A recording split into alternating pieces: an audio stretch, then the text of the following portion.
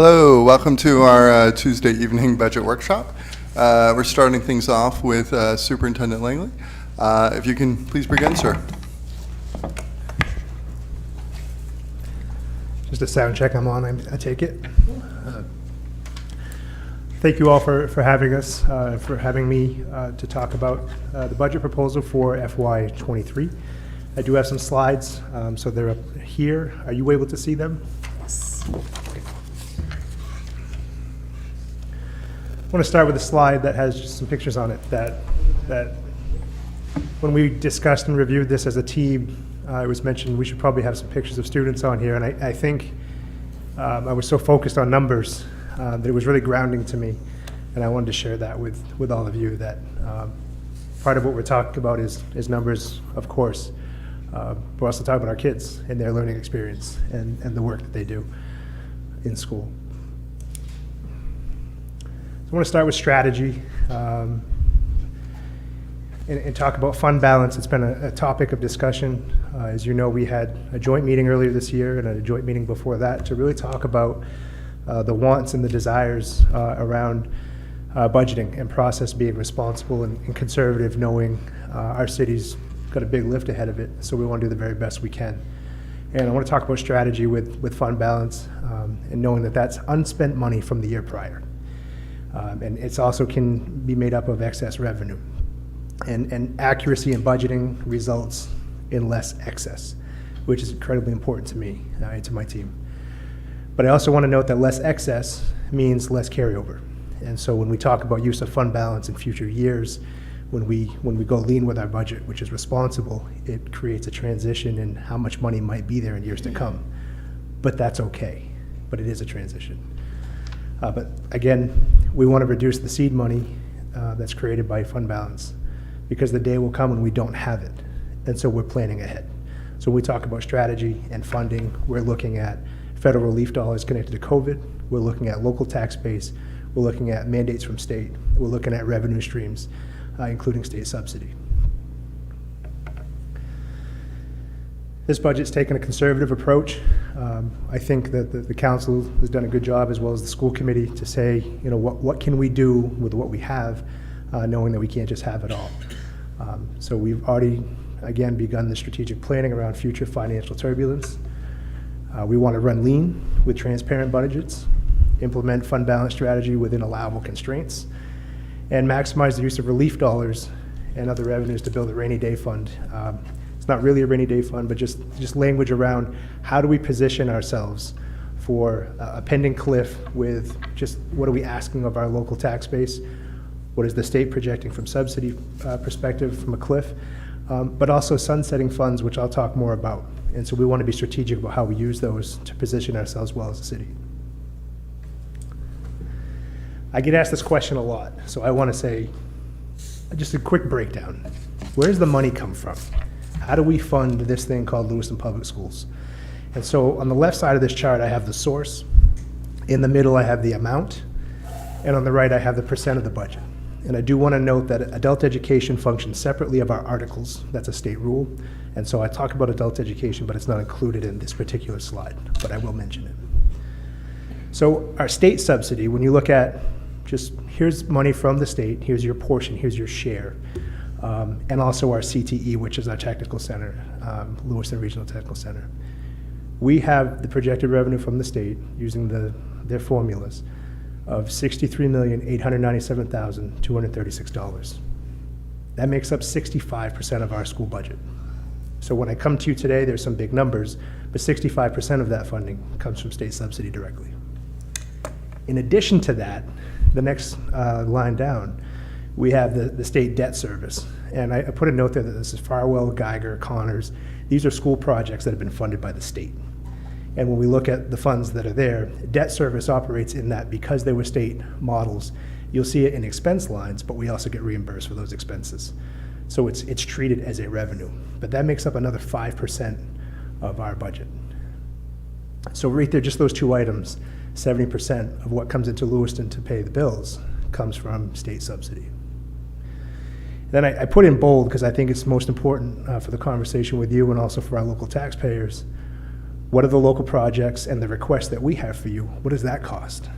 And so that amount is $23,699,343. And that makes up 24% of this budget. And that's the ask that we put before you and with the work of the school committee. We have some other pieces, rentals, ticket sales at the gate.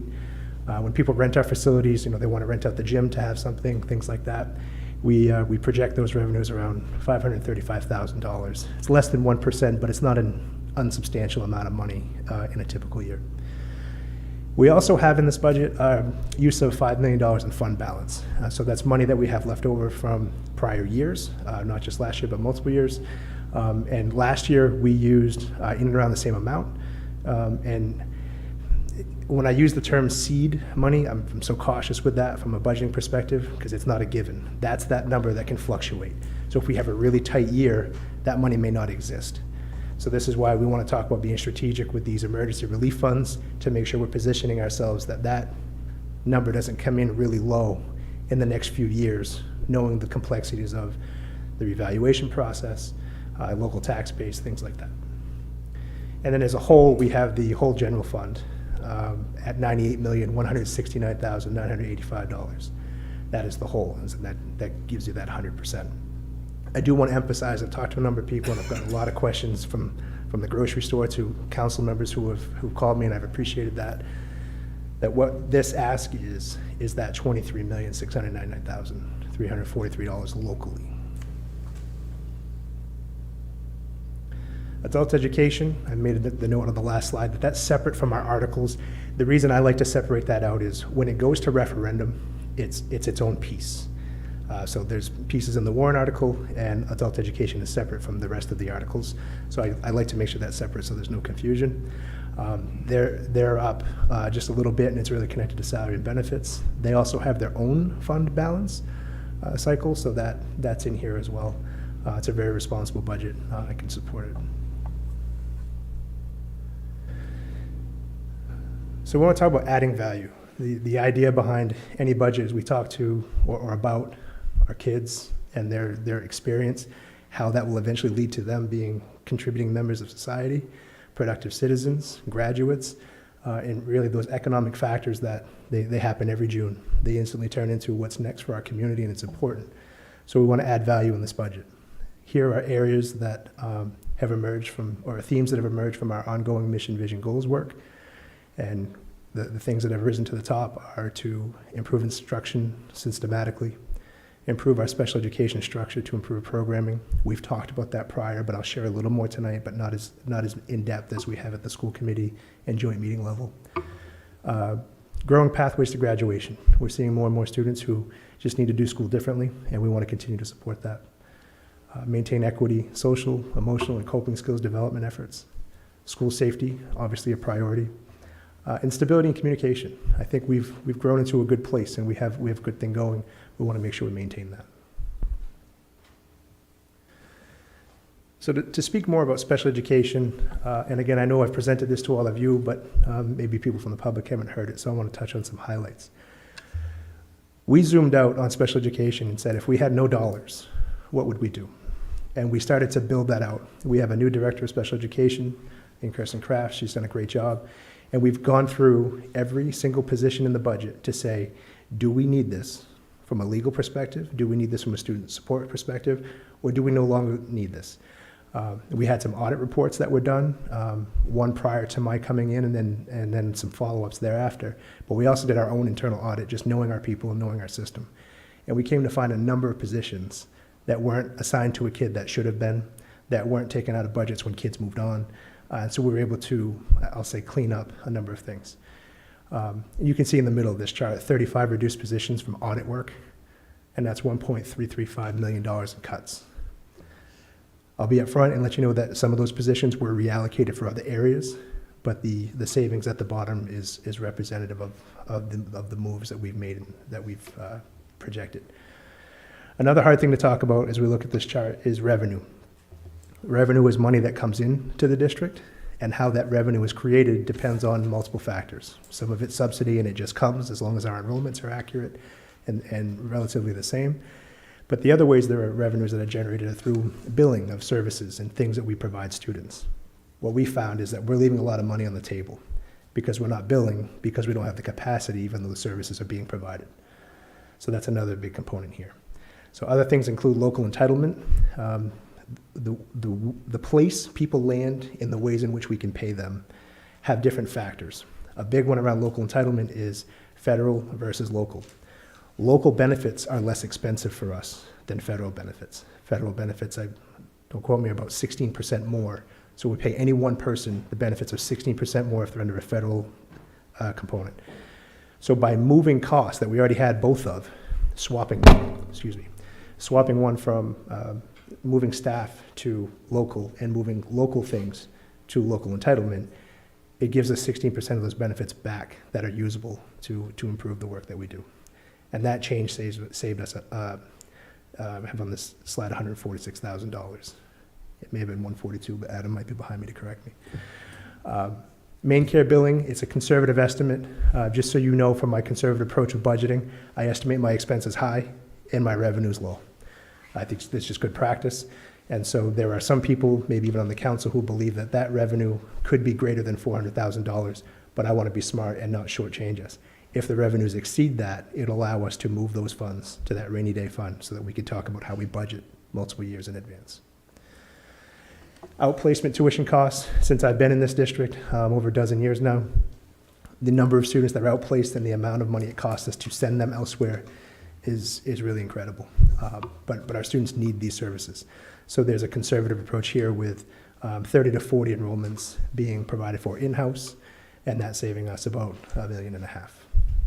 The reduced positions there, and you can see the total of over $3.3 million. And then that next line, you see the cost of new items proposed. That's that transition between the positions we've reduced and the items we're putting back in a different way, in a different structure, because we've talked to so many people that are near and dear to us that have said, we need to get better with this. So we're changing some structure to do that. The savings after the structure shifts, and I think allow us to do better and add value to what we do as a school system, is $1.8 million. And then we get into other reduction totals. So these are separate of what we just discussed. Those were specific to Article 2 in special education. So the school committee, I think, did a really good job of getting to work and saying, we need to find ways to reduce this budget. And again, counselors were very open and honest with questions and really helped guide the process, and I appreciate that. But around mid-March, we reduced by just under $2 million. We kept working. Some other things came up, like we got our insurance max number. We had budgeted 12%. The max came in at 8%, so we were able to carve that out. And then some actuals came in that allowed us to come in even less. And that's what you see with the $670,000 reduction, which pretty much happened over the weekend. But full transparency, the school committee approved a 99-cent proposal. And this information came in about our insurance rates. And new information, I think, changes the presentation a bit. I know they support the effort to be conservative. That's why we're able to give you a 95-cent proposal tonight. But it's really based on that recent end of last week insurance premium number that came in. So we know some more about our actuals. So that $670,000 is able to be reduced as of late last week when we got that information. But in the school committee's work and the efforts around that, with lots of input, the total reductions from the initially presented budget is a reduction of $3.383 million.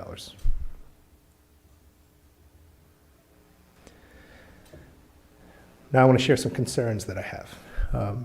I think that this is a responsible, transparent, lean budget, but I also want to note that we have collective bargaining agreements. They're negotiated just like other associations and unions that do such great work for our city.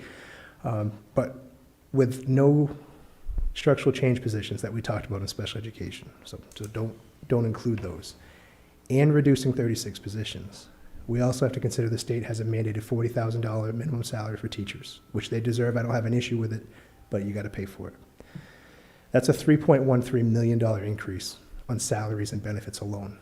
And that's if we do nothing and exclude those 36 positions already cut. If we do nothing, that's a $3.1 million increase in salary and benefits. So our total local increase at the end of this budget is 2.1 million. So what I'm trying to do is paint a picture for our local taxpayers that just contracts alone, just people staying in places, minus 36 people, our budget increases by that 3.1. What we're asking for is 2.1. And I'm trying to show you that to reflect that there's a challenge to sustainability, which is why we're trying to be smart about multi-year planning. But also, this is a straight shortage from a local perspective of $959,000, which I think through smart budgeting, we're able to make ends meet. But I just wanted to be clear that the contractual rate increases in things like insurance, when we get the actuals and we go right down to it, that's a number that next year that actual could be different. And so it could have an impact on future years, which is why we want to be smart with those relief funds. So increased requests, the budget landed, as I said, at 95-cent increase from last year. The total amount of increase, again, is less than our negotiated contractual increases. And just for consumption purposes, Lewiston Public Schools makes up about 38% of the local tax rate. So if you wonder how much of your tax bill goes to the schools, it's about 38%. 66% of our budget is staff. It's their salaries, their benefits. And state subsidy, again, covers about 70% of that, with some other revenues mixed in. I mentioned again the multi-year look ahead, and I keep referencing the relief funds as a strategy. So I just want to share more information about that so we can be thinking about it. Those funds sunset in the fall of 2024. So if you think about that from a context, next fall is 23, the fall after, a year out from this fall is 23, and then a year out is 24. The funds in 24 have to be encumbered and spoken for and approved and all of that. So not helpful in the 24-25 school year. It starts to become limited with its helpfulness in 23-24. But I also want to mention that there's only so much money in that pot. And so I sometimes get in conversations with people, even internal, that say, well, can't we just use the ESSER or the emergency funds for that? Well, the reality is there's only so much money there. And we're using a lot of that money to make significant mechanical upgrades to our facilities that will add 25 years of life to some of our buildings. We're trying to draw down those funds to maximize fund balance, to create fund balance. And also just to soften that cliff through intentional use of the allowable items. So again, trying to make some facilities upgrades, be smart about future budgeting and planning, and soften that cliff that we know is just a cross-section on a graph between contractual growth and limited funding. So from a recommendation perspective, I'm hopeful that we get some more input from you and that the FY23 school budget is adopted at the 95-cent increase. I'd like to avoid additional fund balance use if possible. I think the more we use, the more we have to think next year about how do we put that back, or how do we start without it just in case, especially as we get 1 or 2 years out. Support the changes that include significant position reductions, improve special education as an absolute priority, and to improve our instruction. And maintain that multi-year fund balance strategy so that we're being intentional, so that we don't dig ourselves a hole. And I wanted to end with some pictures too, because when we talk about all those numbers, it's fun to see some of our youth and our staff that are just doing some good things with our kids. And I'll open the floor up to any questions you might have. Questions from the council? Councilor McCarthy. I'll start off. I had a couple of questions. I'm looking at the city side increase over the last 2 years. It's going, what the city has paid for, it looks like it's gone up 17% in 2 years. Am I doing my calculations correct? Well, the 17, I don't have a calculator in front of me, but from a 17% perspective, it's, from a total revenue perspective, up 5% this year. I will say that going back, the local contribution last year was $815,000 up from the local minimum share, and the prior year during COVID, there was actually, don't quote me, $700,000 give back to the city. which can create that pretense of, boy, this looks like big growth. But during COVID, when the emergency funds started coming in, there was funds that were actually left on the table for city to try to make ends meet because the city did not have the same access to funds that the school system had. Okay. The other thing that concerns me is next year, if we don't have any fund balance transfer, when you look at that $5 million on top of the $2 million that's going up, that's a 30% increase for next year. So we used 5 last year, and we have 2.7 already, and I'm confident in our ability to build that using the relief funds. But worst case scenario, we'd be looking at quite an increase next year without that $5 million fund balance.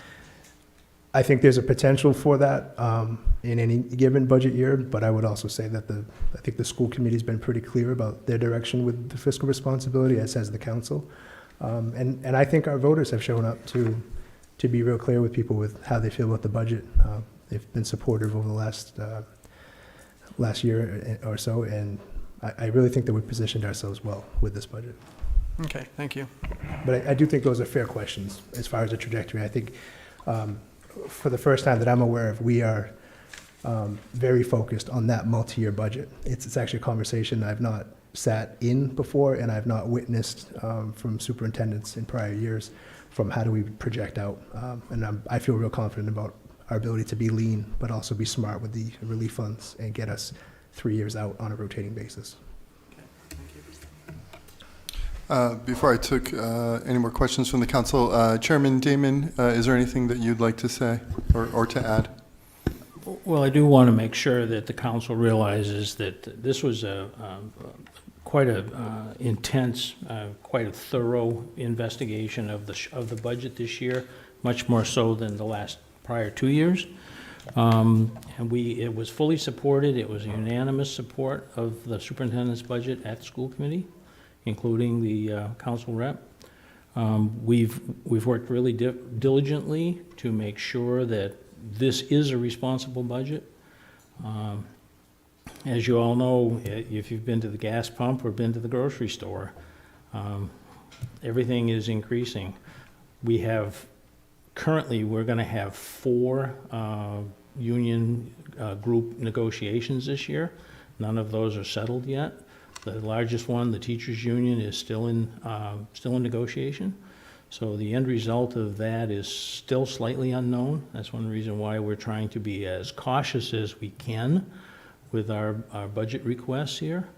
And I think that, the administration in particular, Jake and the folks in the central office have gone through this 4,000 line budget, line by line by line, to figure out what can we do with what do we have to have, what are we mandated to do, and what do we have that could possibly either be shifted or eliminated. And I mean, to think that we were able to eliminate 36 positions is a big reach. Some of that ultimately may be difficult to manage from the standpoint, although with the workforce situation that we have currently, not having to hire those extra 36 folks may be a blessing in disguise, but every time we do that, there are unintended consequences that we may not see. And I think that we've done a really solid job as a group. We have, we have full faith in the superintendent. We have great faith in the administration to pull these numbers together. And I fully support this, and like I said, it was a unanimous decision of the school committee to present this budget to you and hope that you can support it for us. Thank you, Chairman Damon. Further questions from the council or comments? Councilor Jelinas. Thank you, Mr. Mayor. And thank you for this presentation, Superintendent Langley. One of the things that's really important, I think, is the whole consideration of position reductions. And, I hear you talk about the elimination of those 36 positions. Are those additional reductions to the special education positions? I know that you said that some of those special ed positions were reallocated because in this whole audit process, you discovered that there had to be people on kid, students, obviously, and then others that really weren't assigned. So is that 36 additional positions to the 35 reduced positions? No, that's the same conversation. It's the same number, Yes, okay. yeah. Okay. And then another question I had was around the special education program. When I look at the main care revenue plan that you have at 400,000, that is on top of what? Is that like brand new revenue, or is that just an increase? I mean, I know this has been something I've talked about a lot with you, but Yeah, I think it's a great question.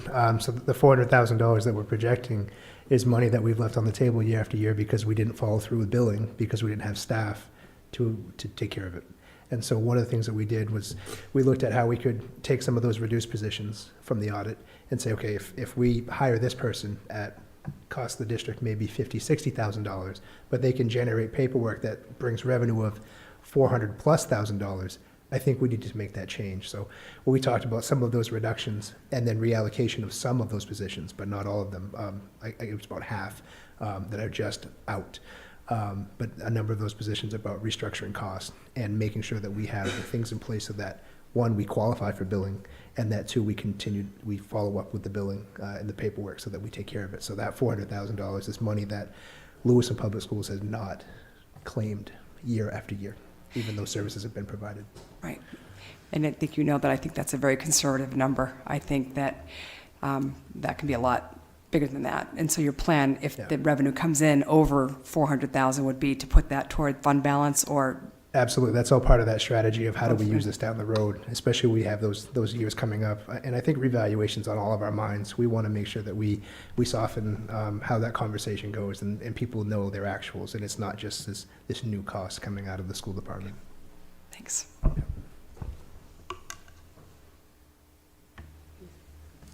Councillor Scott. Thank you. So I just want to say thank you and appreciate the fact that we have all the school board members here with us this evening. That is something that has rarely happened when the superintendent presents, which is generally the superintendent and the school board chair. So I appreciate all the school board members being here in attendance tonight. And I'd also like to recognize that we have several staff members. We have principals here this evening. So thank you for all coming and showing your support. You're doing great work for our school department, and I appreciate it. I'm wondering, Jake, if you can explain a little bit about the email that was sent to us earlier today in respect to the dollar, Yeah. where, and just an explanation as to what that email was so that the public understands and where we now sit because of that. Absolutely. Great question. So I shared an email with all of you this morning, shared an email with the school committee last night. We were doing some review work with the city staff, working with Heather Hunter and Brian O'Malley. It's been a fantastic transition as far as communication is concerned. We bounce things off each other, and we've been so focused on the FY23 numbers and where are we at, what are the revenues, how do we save money, that we didn't spend enough time, and I own this one, on FY22. So we actually had a number in our sheet that miscalculated. So we were working off of, okay, what is this tax rate increase? What does this look like? And it was unintentionally high. So it made it look like our budget savings this year was a number that, in around the 99 cents, that it was actually not quite that. And so I'll call it some good fortune. We're also anticipating the number on the insurance. That came in at roughly the same time when we were talking to Heather about those numbers and how they lined up from different revenue sheets. So, for example, behind every one of these numbers, there's a formula and multiple other numbers. And so one of the items in FY22, when you get down to the bottom here, and it shows it shows 1046 at the very bottom, the number that I had on the prior sheet was actually higher than that, which would have made the increase look smaller. And so two things happened. One is I want to be upfront with you and let you know that happened. I think that's the right thing to do, but also to let you know that at the same time, we had insurance rates come in, so we didn't just get to the 99, we're actually able to get to the 95 cents because of that was the money that became available through the known benefits rate from the insurance provider. So that's what that email was about, but I wanted to make sure you knew that documents that were sent to you last Thursday actually had to be corrected prior to our sitting down tonight.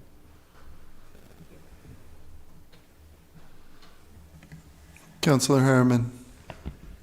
Thank you, Superintendent, for the presentation. I was just looking over the budget earlier and just thinking about how there isn't a whole lot as a city that's more important that we could spend our money on than education. Not only the direct benefit of having educated citizens, but you know, the side benefits of typically lower crime, lower other sorts of negative things. And I just wanted to say that I support this proposal fully. So thank you. I appreciate that, and as an opener too, I want to say thank you to the team behind me, Assistant Superintendent Karen Paquette, Bill Grant, who's head of our operations, Sue Williams, teaching and learning, and also Adam Hansen, who's our controller, working with the finance the finance director counterpart. This team has really gone through a budget in a way that we have never done before, and it felt right to do it this way. So.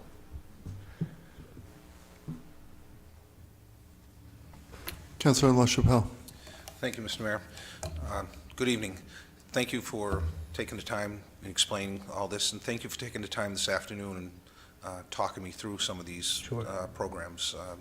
I appreciated the breakdown. And Councilor Delinas asked the question that I was going to ask on the 36 employees. So that's just out of special ed. That is not out of the rest of the school system. That just comes out of special ed? So there are a few that come out of other spots in our education system. So the majority of them are special education, things that we really got to analyze through our audit process. So when you spoke about reviewing each position, Yep. That included the rest of the school system, not just special ed? Yeah, we what we did to be thoughtful about it is we pulled the enrollments at each grade level by teacher, and we're able to analyze how many people are in that classroom in, say, grade 4, and then how many people are available in grade 5, what would their class size numbers be if we made changes there, and what that impact would be. And I'll be honest up front, I thought that we would find a fair amount of things in there, but what we found was a conversation between, do you want bigger class sizes, or do you want to keep them at still pretty good size? They're not small, especially at our lower levels, and so we decided not to make reductions at this time in those areas. But I was surprised with our enrollment numbers and how they paired up with the amount of kids that teachers have in front of them. Since you brought it up, what is the average class size? Whole district, I don't know about the whole average. We went more granular than that. So we looked at teacher X in school with this grade and what is their classroom enrollment and rotation. I think it'd be safe to say 18. 18. At the elementary level, and I don't know if anybody behind me wants to. I'm just seeing. A little lower at the primary level. What's the state average on that?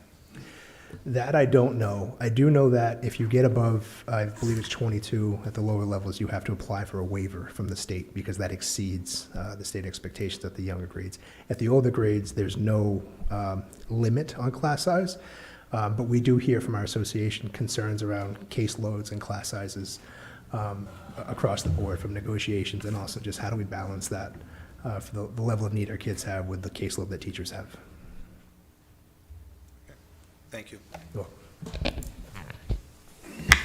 Further questions or comments from the council? Superintendent, thank you very much. Appreciate your hard work. Chairman Damon, school committee members and staff, thank you so much.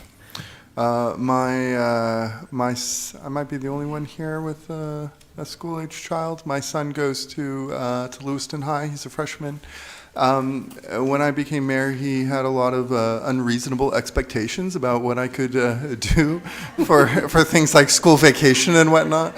And so, in the interest of time, we will not discuss those this evening. But thank you very much for coming. I appreciate your help. Well, thank you. And as I said before, this council has been very gracious with their questions, with conversation, and I really appreciate the communication that we've been able to have. In any direction that you may have is always welcomed. But the questions have been rich, and they've actually led us to places where we've analyzed things and found some savings just from questions from the council. So it's much appreciated. And again, Heather and Brian have been instrumental partners in this, so I want to thank them publicly also. Thank you. Thank you very much. Have a wonderful evening. You too. We're still going to stay here. Administrator Hunter's coming up.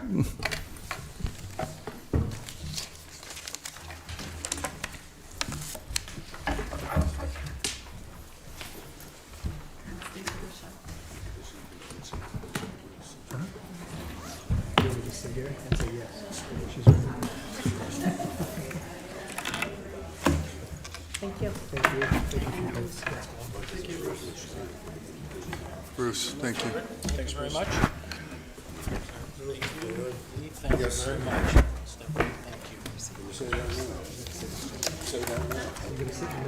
Thank you. Take care. Maybe we ought to have you back, take care of ours. Is the air conditioning on, superintendent? Not superintendent, I'm sorry, city administrator. Lord. I turned it Stafford down. Administrator. Stephanie, are you warm enough now? I am. I know, I'm usually the one that's freezing. Yes. I think it's plenty warm in here. Lord have mercy. Where, I think it's plenty warm. Good evening, Mr. Mayor, City Council. So on your place settings tonight, you received a packet of information. I plan on going through there, or each one of those documents to help you kind of walk through where we're at with the budget and how we got there. So the first one is the tax rate sheet. You will see it's been kind of amended down at the bottom to include what the tax rate would have been prior to the increase in valuation with the corridor. Because that was one of the issues that the superintendent talked about, is they were using the approved tax rate prior to the additional corridor. So that way, when you look at that number, you kind of, it meshes what he was saying. They had a higher tax rate, but the council at the time elected to go from a $1 increase to a 41-cent decrease with the additional value, and put that all towards the tax rate, which of course decreased each one of our apportionments accordingly. So the number that you see at the top in the middle of the page here reflects the true tax rate that we have in the current year of 28.26, based on the school superintendent's adjustments and then the proposed adjustments that I'm going to speak about in a minute. You will see that right now, as it stands, the current tax rate is $29.79, or a $1.53 increase, which is 5.4%. From the city's standpoint, the overall increase is 3.17%. I am pleased to say that we have not been able to say this in a number of years, is that percentage complies both with LD1 as well as the new charter change with the Consumer Price Index. So LD1's growth limit was 6.6%. The CPI index was 5.9%, and we are at 3.17.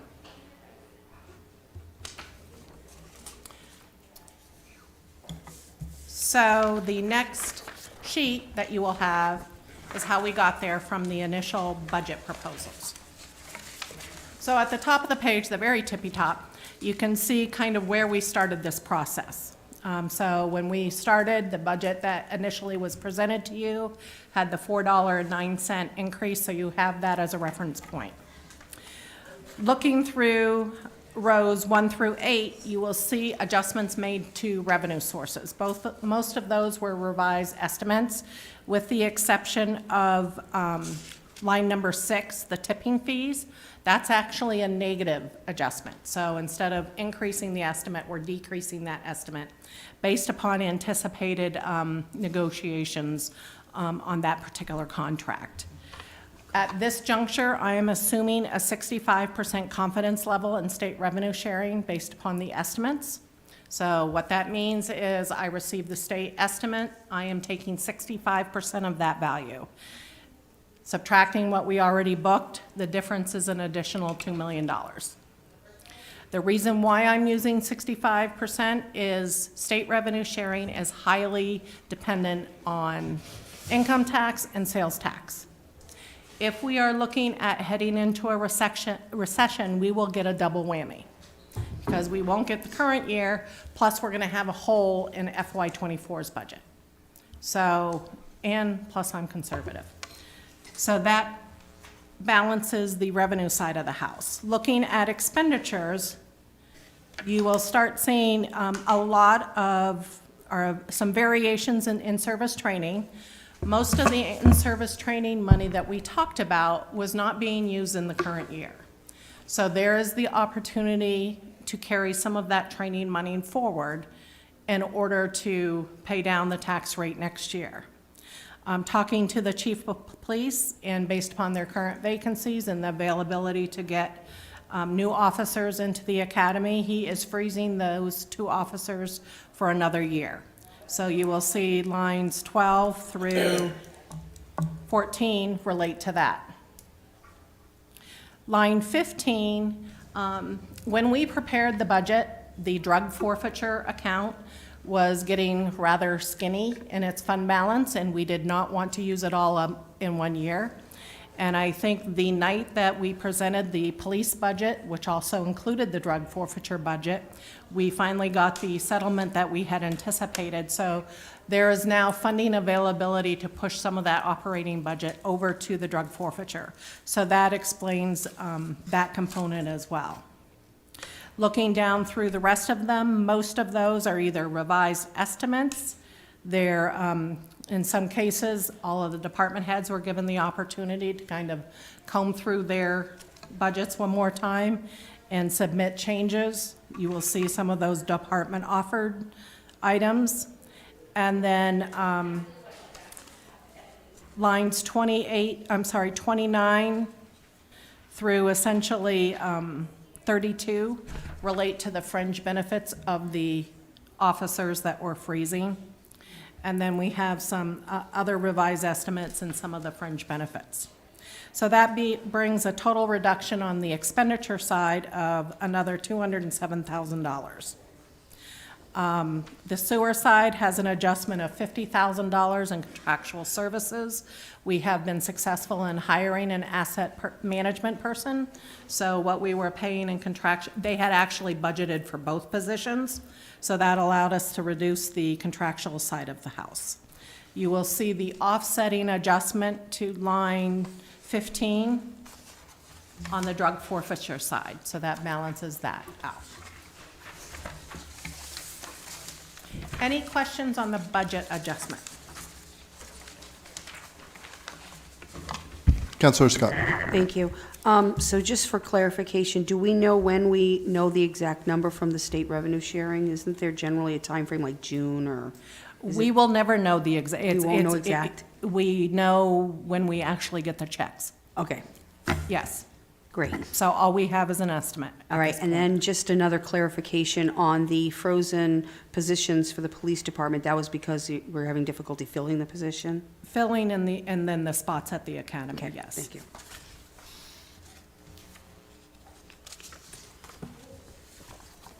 So this sheet is how we walked forward to this tax rate sheet. So those go hand in hand. The next sheet, which is the horizontal 3-pager, this is your fund balance sheet. So if you look at the back, we started out in the offering, if you will, of the administrator recommendation of using 6.9% of fund balance. That left fund balance at 10.57%. It's still within that kind of targeted sweet spot that we like of 10%. But again, I felt a little concerned as far as using so much of the fund balance potential. So looking down through there, and again, discussing it with the department heads, looking at what can reasonably be done based upon supply chain issues, based upon staffing, a whole host of things. Are we ready to implement this particular project? In the case of like the public kiosk, we need to get that parking software in place before we can really do that. So those were the decisions that went down through when you're looking at the deferred column. You will see some of those are highlighted. So if you look at items 21 through 27 in the deferred column, that's all the accessories related to the police vehicles. Those can now be pushed to the drug forfeiture account. Item 41 on the top, or line 41 on the top for $15,000, local share of East Avenue. We have that available in our MDOT fund already, so we don't need to reappropriate for that. And then looking down through there, you will see some changes in the LCIP items as well. Speaking to Dave Hediger with the number of projects that he has on his plate now with the scanning project, the new software. They are not in a position to really work on the comprehensive plan, so that allowed that to be deferred for a little bit. And those were some of the rationales used when we devised that.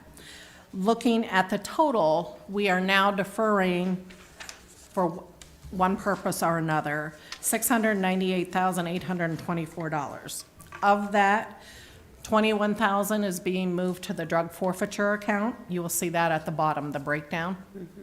$15,000 is already funded in the MDOT fund, and then $663,000 are true deferrals. Looking at that, it leaves what we're taking from fund balance at $6.2 million, or that 11.05% coverage as it stands now. I will ask if there are any projects the counselors have that they're concerned about, they have questions about. I know we talked about this at the very first budget workshop. We went through the capital, and this kind of gives you just another opportunity to revisit that, if there are any. Councilor Jelinas. Thank you. So, this is a lot of work, thank you. I think I might have asked this question, but it pertained to something different.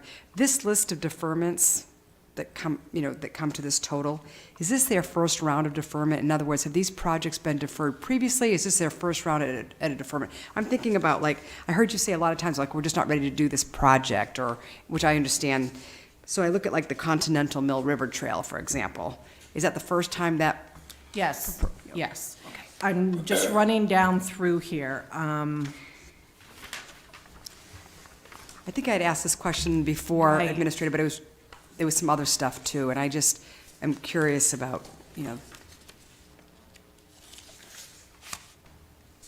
had any of this stuff been parking lotted? The put in the parking lot only before? thing that could possibly, and actually it was the first year they requested these 3 modules, would be line 36, the Beehive modules that I'm splitting between 2 fiscal years. That would be the only one that may be that they kind of. Second round. Yes.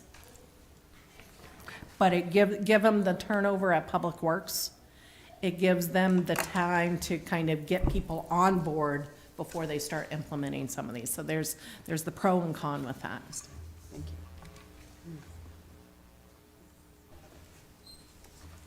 you. Okay. So moving on, you have your LCIP list. And I got information, of course, best laid plans, you print this off, you print it in color, and then somebody calls, oh, guess what, Heather? So I do have to make a few amendments here, and I'll revise this a little bit. It's looking like the Jordan Bridge, which we looked at initially deferring, as well as the Plowed walking trail and the Cody Street playground and walking path. We will not be able to defer all of those. We will be able to, of those 3 amounts, we will be able to defer about $500,000 of those 3. So those 3 will be coming back. So it puts the bonded amount kind of back where we initially started without a lot of changes. So I will kind of run down through there. The deferred column are true deferment other than the 3 projects I just talked about. The other sources column, you can see how it breaks down below. Municipal garage likes to put their money in both, in any and all documents to hopefully have funding from someplace. So that deletes the duplication. CDBG, with the recent budget appropriation and transfer that you approved at the last city council meeting, that allows us to reduce $606,000 out of this. We are looking at tapping the Arpa funds for the library HVAC system. We moved about $2.7 million over to fund balance, so we don't have to bond and incur interest costs on those. And then again, as a reminder, when we issue bonds, we get bond premium, so we are using $445,000 for bond premiums. Once we move those projects back over, we're still in the neighborhood of bonding about $13.3 million once you do those three corrections. Where I have the 12.1, that's more like 13.3. So we are still in excess of the 80% rule and over $6 million. So that is going to take, if that's something the council wants to continue pursuing all these projects, that's something that's going to take a supermajority vote by the council to pass this. And again, the two biggest projects include the Main Street Fire Station and the Armory space. Both of those, the Main Street Fire Station is in dire need. The Armory space, not only is it in dire need, but we have several tenants, including the Maples, coming in that we really need to get that facility up and running in good working order, particularly in the locker room areas. Questions about these projects? Would it be safe to say that in the future, the cost of borrowing money is just only ever likely to rise? Based upon the crystal ball, yes. Okay. Councillor Scott? Thank you. Have we spoken to the school department about deferring any of these LCIPs? Jake and I did talk about that this afternoon. We are looking at one piece that may help with them, but again, I mean, even if we cut all of them, It's we're not gonna still make not, that- it's $1 million they're Right. asking for. Okay, I mean, we'd still have a $5 million hole. right, okay. Councillor LaChapelle? Thank you, Mr. Mayor. Bates Mill number 5 cleanup, $1 million. Didn't we receive some kind of a grant to do that? We have a grant in hand, and I think we are waiting for the final word on the earmark grant. I don't think that's been completely solidified yet. So those monies will go towards the cleanup. Correct. I don't want to just keep on kicking the ball down the road on this one. The other thing that the council needs to be aware of, and I'm not sure, I mean, we talked about it earlier, but a lot of things were thrown at you when that first budget workshop. We already have, I believe, a $2.5 million Bates Mill authorization on the books. So I can use that authorization if the grant money is not enough, we can use that authorization to fund the remaining amount. And then I just sell the bonds for that. I'd like just to get it done, so then we can make a decision what to do with the building. Either tear it down, sell it, do something with it. Right now, we can't do anything with it. Right, And it's not going to get any cheaper the longer we wait. that would be true. The sheriff's office, shall we say. So, okay, so the Bates Mill is one of my concerns, so we're not necessarily deferring the 1 point. We're just using, we already have an We have it, authorization on the okay. books. Yep. All right, so coming down Armory space, 2.9 million, is that the last of this, or is this a 3-year project, 2.9? That is the bulk of it. The only thing that would truly be remaining after this would be to replace some of the bleacher seats and potentially look at some HVAC up in the upper floors. But they'll have the units available to do that now. And what kind of a return, what's our ROI on this basketball team coming in? We won't know until we get kind of the first history under our belts. We have not seen projections yet from them. So what is what are they offering us to use that facility? They offering a percentage of the door? How does it work? with The this? initial lease includes rental fees for not only the games, but also for practices and so forth for the first, I believe it's 3 years. I don't have the lease with me. And then it would be looking at gate sharing and profit sharing from that standpoint after that. Okay. But I can review the lease and send that detail out. Correct, because if we're only going to get $50,000 a year to invest $3 million to get $50,000 a year is not a great return. What is the concern is that program, what kind of impact is that program going to have on the other programs that are currently running at the Armory? My understanding from Nicole is not a whole lot. The other piece that I will share with you is some of this work has to be done regardless of whether the maples are there or not. They have an extremely wet basement. There's mold issues. They have a water infiltration that they need to stop. Public Works uses part of the basement or the bay as a storage. That is wet. The boxing group that was in the basement, quite frankly, I'm not sure how they did matches and practices and stuff like that because that room really needs some ventilation. And then the locker rooms, when we had the temporary shelter there, they had to temporarily activate, if you will, some shower space. The locker rooms down the basement are not functional. So even if we didn't have the maples coming, we need to do something in that center or in that armory to be able to move forward with events, to move forward. That's a great emergency shelter to use if we were need to use it. All of those components that, if we have the situation with the fire that we had before, where we were having trouble getting hotel rooms and school was back in session, that Monday, that affords us another emergency a shelter to look at if we get some of the locker rooms functional and so forth. So there's a wide variety. It expands the ability for programming, whether the maples are there or not. So we're not going to be coming back asking for another 2.9 next year? We could easily phase it out better in the years to come, doing bleacher sections, those types of So what's the things. total estimated cost of repairing the building? The bleachers, I believe, were in the neighborhood of about $700,000. So out of this 2.9 million, are we earmarking any of it for the senior section? The senior section is the newest part of the building.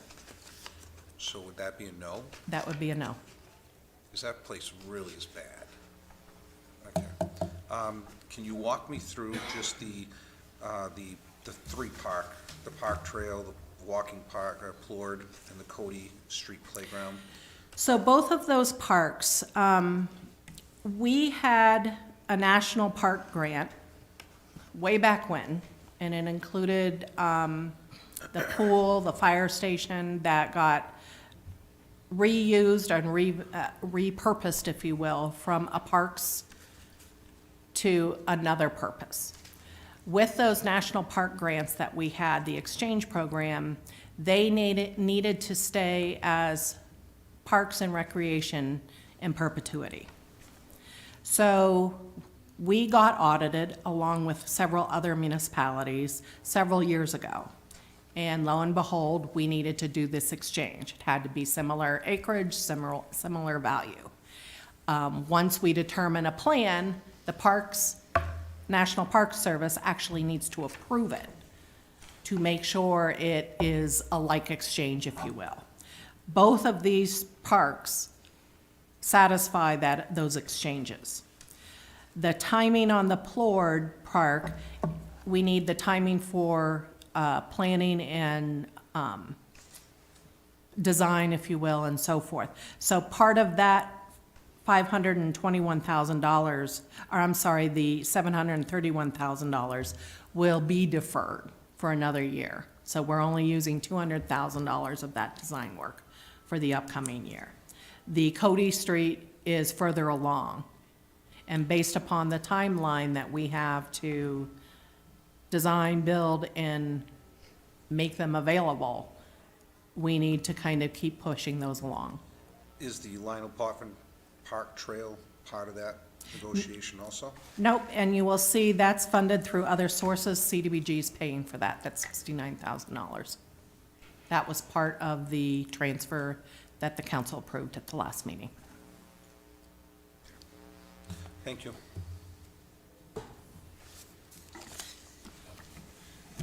Further questions from the council? Any?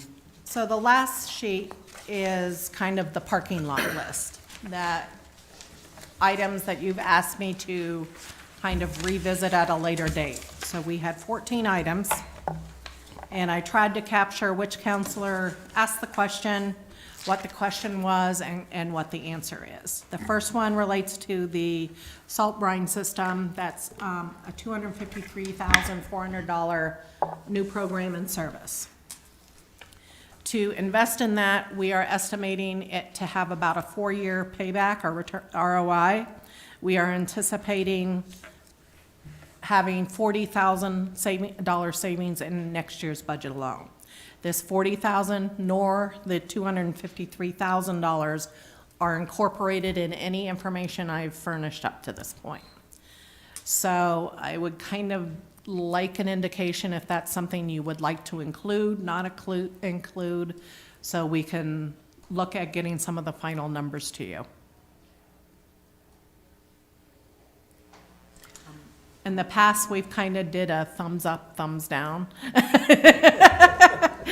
You know, something really scientific and okay, so I'm seeing enough nods. Okay, great. The cost of increasing Saturday hours at the solid waste facility, every hour that we increase per year runs us about $7,300. And this, Wow. because it's all overtime. Can we, I'm sorry, am I allowed to go back? Sorry. Councilor LaChapelle. Thank you, Mr. Mayor. Can we close Wednesday mornings from, open at noon time on Wednesdays? Anything would have to be negotiated with the union. Can I apply for a job to work just on Saturdays at the dump? I'm sorry, it's $7,000 an hour is huge. I think we'll all take turns at working the That's gate. over the course of the year, correct? Correct. That's not $7,300 a week, that's $7,300 for the course of the year. Oh, To extend it 1 hour, okay, just it's for the year. $7,300, yes. Okay, I'm saying a week, I'm going, oh my word. I'm coming It's to to work for you. add 1 hour. The chief just for a volunteered to work year. a Saturday also. Okay, so, yes, so if we went 3 hours, 8 to 11 or something like that. Maybe they're already open 7 to, what So if time we is- add 3 hours to the normal hours of operation, you're gonna multiply that number times 3. What are the operation hours right now as it is? You guys would know Director? it's better. like 7:30 to 11 or something like that. Is but I think it's a quarter till. I think it goes quarter. Yes, yeah, because they give the last 15 minutes to shut everything down. Right. Are they closed during the week at some time? It seems I picked a great time to go to the dump, and they're usually closed. I'm like, what? The only time they occasionally close is with snowstorms. I've been there on a Wednesday, and they were closed. Was it just, They saw you coming? okay, thank you. have I that will effect. double check that, but that's not my understanding. So is this something that you would want to pursue? They're open every day. They're open every day except for Sunday. No. Do I have, okay, so that one's done. The tree bait program, Counselor Harriman had talked about adding duplexes. Talking with staff, they're not only not opposed to adding duplexes, but any multi-unit and any commercial, recognizing, based upon fund availability. So they are going to be bringing a policy amendment forward to the council. Councilor Harriman. Yeah, I don't know if I communicated that clearly, but I think it includes duplexes now. I meant, multi-units and Yes. commercial. Okay, so yes, they're looking at doing that, so, Okay. perfect. Great. Counselor Pease, you asked about John Deere versus Toro. You received a memo from the municipal garage superintendent that talked about that. But it included vehicles. I wasn't talking about vehicles. I was talking about basic equipment, hand tools, basically. Weed whackers, lawn mowers, this type of stuff, trimmers. That's what I was referring to. I wasn't referring to the vehicles themselves. Yeah, I will clarify, but they do not typically, based upon how they budget, do not incorporate those as rented equipment. Those are kind of like a calculator to me. So they buy whatever's on sale, what they need, that type of thing. It's the bigger lawnmowers, those types of things that are more in the municipal garage equipment. Thank you. Counselor Scott requested looking at hiring back an additional highway worker and a municipal garage mechanic. You will see the cost and the impact of hiring each one of those back. I will say, talking to the director, the preference would be, right now there is a frozen engineering tech 3 position. That, and I will verify this with her again tomorrow, that she would like to exchange that position with a highway worker.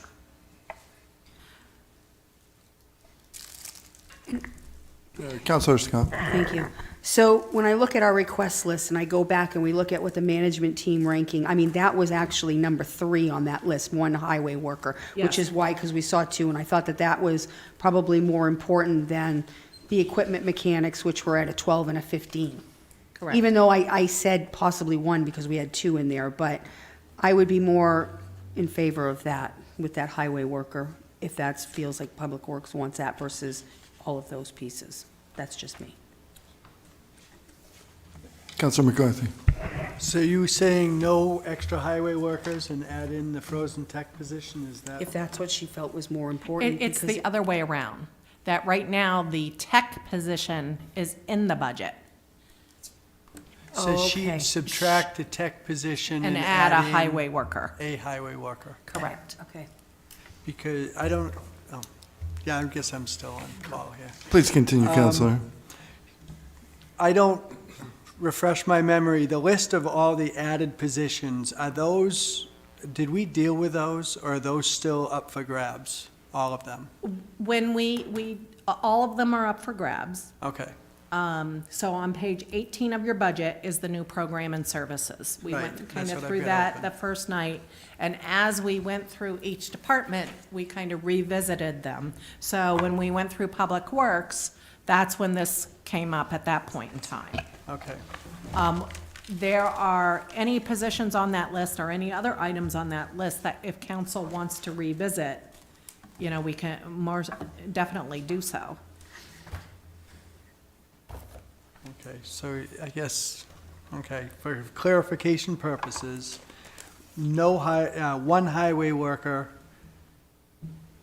no second highway worker, and she's willing to give up the frozen position. I will double check that with her. Is that what I'm hearing? That is what we proposed today, but I want to double check. She was in training all day today, so I want to actually have a conversation with her to verify that. Okay.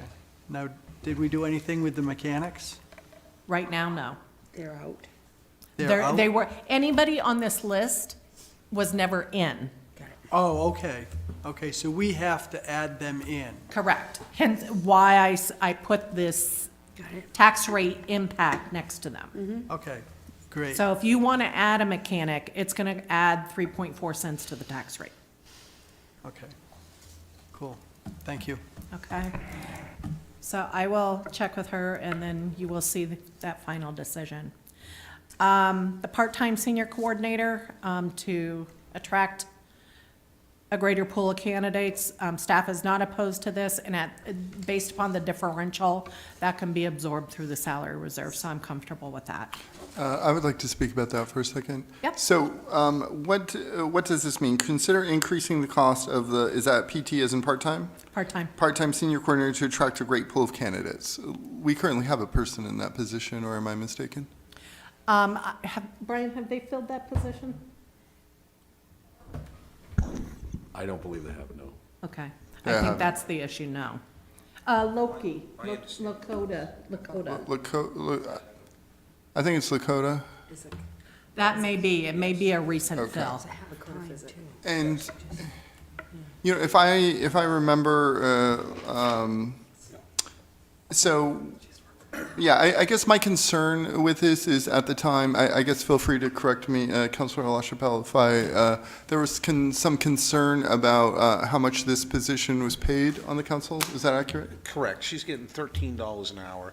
I said, bring it to $15 an hour for, she can go flip burgers at Burger King for more than $13 an hour right now, and I think that's a very important part for the seniors. And it's not an enormous amount of money, it's just a way to say, thank you, you're great for the position, you're gonna do an awesome job, we're trying to do everything we can. And $15 an hour is not unreasonable.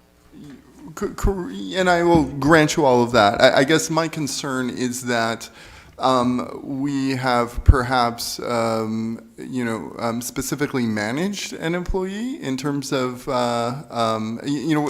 basically what we're requesting is a wage increase for a specific employee. Am I missing something? For an employee that we haven't had, I think this is the first time we're putting that back in their position for a couple of years. The person, to your point, the person that was in the position received really no hours. They did some outreach initially during the pandemic, but after that, and then they resigned, and we've been having trouble filling that position since then.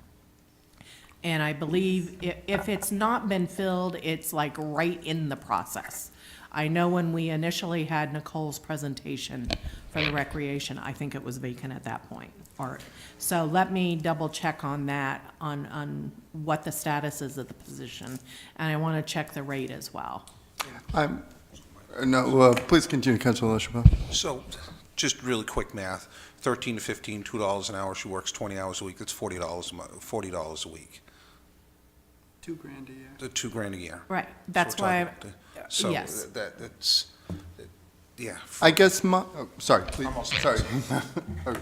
I guess my concern is not the work that she's doing, and not that this employee is not valuable, or the work that she's doing is invaluable, or anything. I guess I just have concern with the council, I guess adjusting this or wanting to individually adjust this person's wage when this person has a director, and then of course we have an administrator. I'm just concerned about this precedent, is all I'm saying.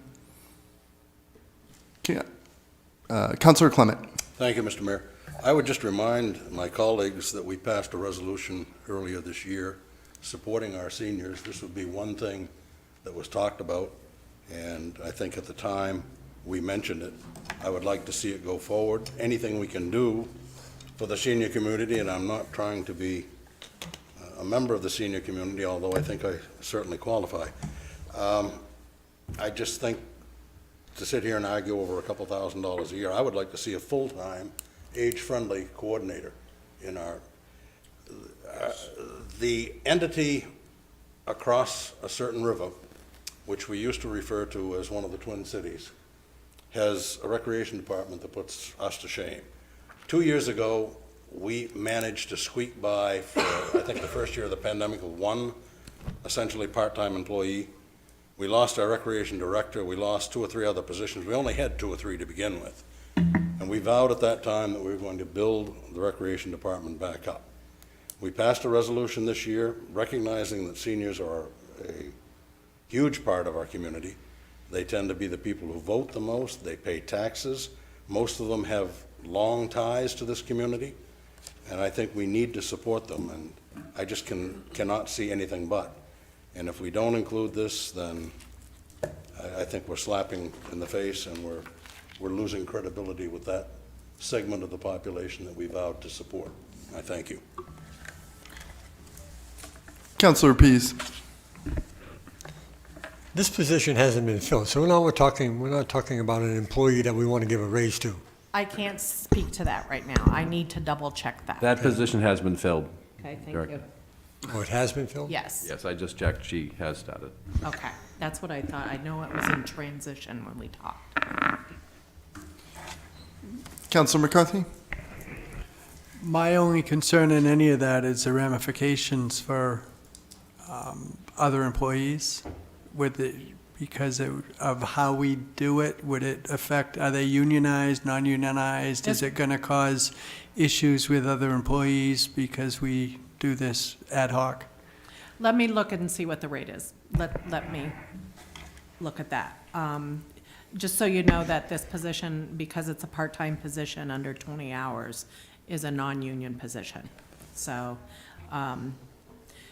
what I want to do is, we have several temporary employees at the library that stay on year for year. I want to put this position, assuming nothing else is done with a similar position, on a similar schedule that we do with the library. That way there is some rationale behind it. Yeah, I guess just to wrap things up here, this has nothing to do with seniors about their value or the value of this position or the value of what this person brings to the position. I'm just concerned that we are acting as her manager when she already has one. Thank you.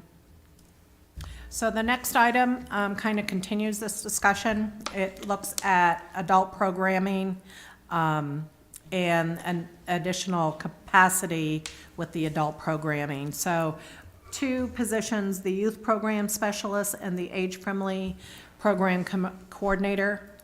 The age-friendly program coordinator, and I didn't incorporate this in my answer, if we looked at taking that position full-time and use the temporary wages, that would reduce that 67,397 or the 33.2% cents on the tax rate to about $58,000.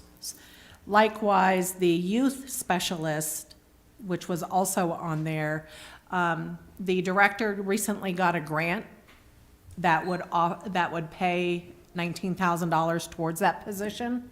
So that would add a full-time capacity without adding the full capacity of the salary, at least in the first year. So that gives you some considerations looking at both of those too. Councilor LaChapelle. Thank you, Mr. Mayor. I'm having a hard time understanding. Are we saying that a coordinator to coordinate softball games, get this whole thing going, gets a salary of $67,000 a year? It becomes a union position, and they wouldn't be doing just softball. You had kind of lumped it all together when you asked that. It would actually, across the board, expand programming. Similar to what the coordinator does right now. And then it would free up a lot of Nicole's time, as you might recall during that presentation. That would free up a lot of her time to actually serve as the director. So what would a youth program specialist do? They would look at, let's say when we partnered with the Y for the park, during the morning hours, they could, or during the hour where children would need to leave if they had a line, because they could only swim for an hour and then they have to let the rest of them come in. So they could do programming in the parks. They could do some theater work. It runs the gamut. They just don't have that option right now because they're so late. I just have a hard time understanding $81,000 for a position like that, to run a play in a park. I can have the director. $81,000. I'm just looking to try to get some of these programs back going, but at $81,000 for a coordinator, it just seems really high, really high. So I don't know if I'm missing it. These are all tied in by unions? That position, actually, both of those positions are in the Pro-Tech union. What we can look at doing is restructuring, or look at the structure of truly elevating Nicole and her assistant to an oversight capacity, and then adding some depth on the bench for the actual coordination piece. I'm all in favor of doing something. You know, $2 an hour is not a bad day. $81,000 an hour. Hire 9 part-time people.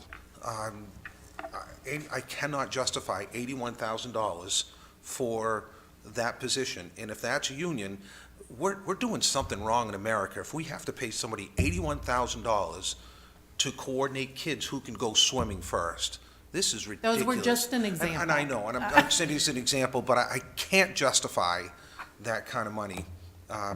I'd like to see the program going. We talked, Councilor Clement spoke about our sister city, I'm going to say it, has like 7 or 8 people on their staff.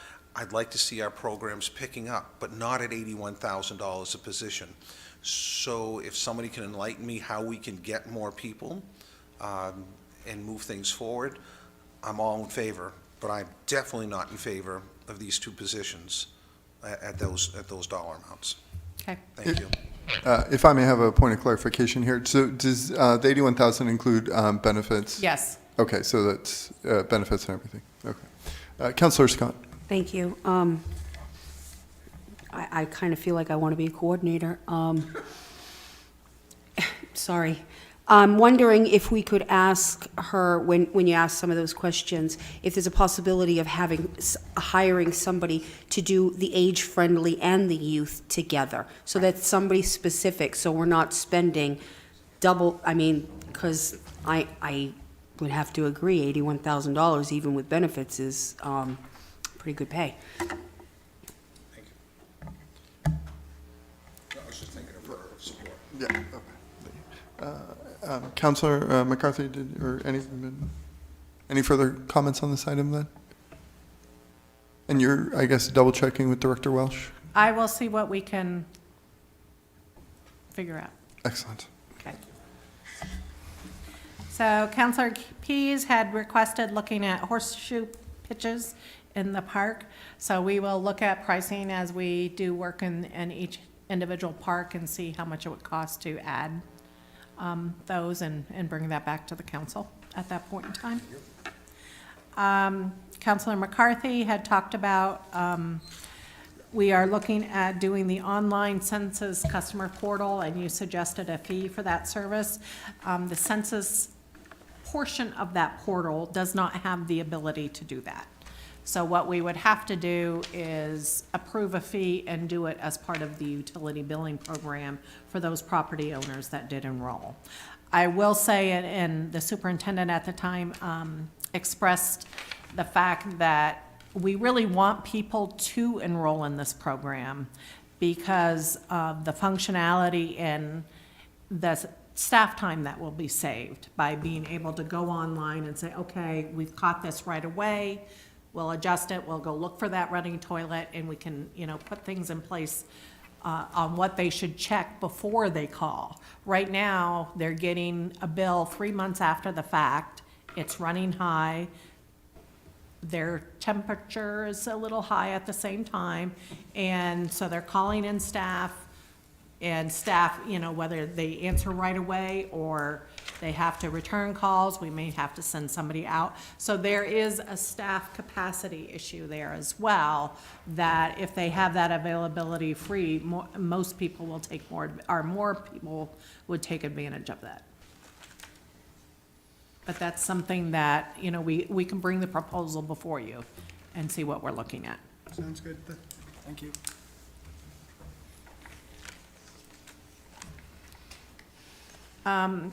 Councilor Scott requested to evaluate the fire assistant chief at this time.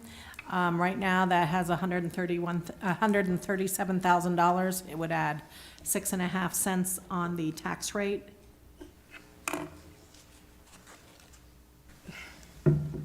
Councillor Scott. I don't know that we can afford this right now. That's my honest to God truth. I mean, I'm just putting that out there. I don't know that we can afford this right now. And I would ask others to weigh in on that. Councillor McCarthy. If memory serves me, one of the needs for this position was because of some follow-up in some negotiations and with the union as far as getting other people to take on some of these duties. They were supposed to, but it wasn't set in stone, and so it didn't happen. So now the city's looking at $137,000 a year plus a vehicle for a position that should have been dealt with before. Am I wrong in that assumption? I won't opine on that. I will offer that it allows the department to invest more in their training program and track that, as well as looking at some of the elements that were included in the study for best practices and give them capacity to start really looking at implementing it. I know the fire chief is here tonight. I don't know if he wants to add anything or not.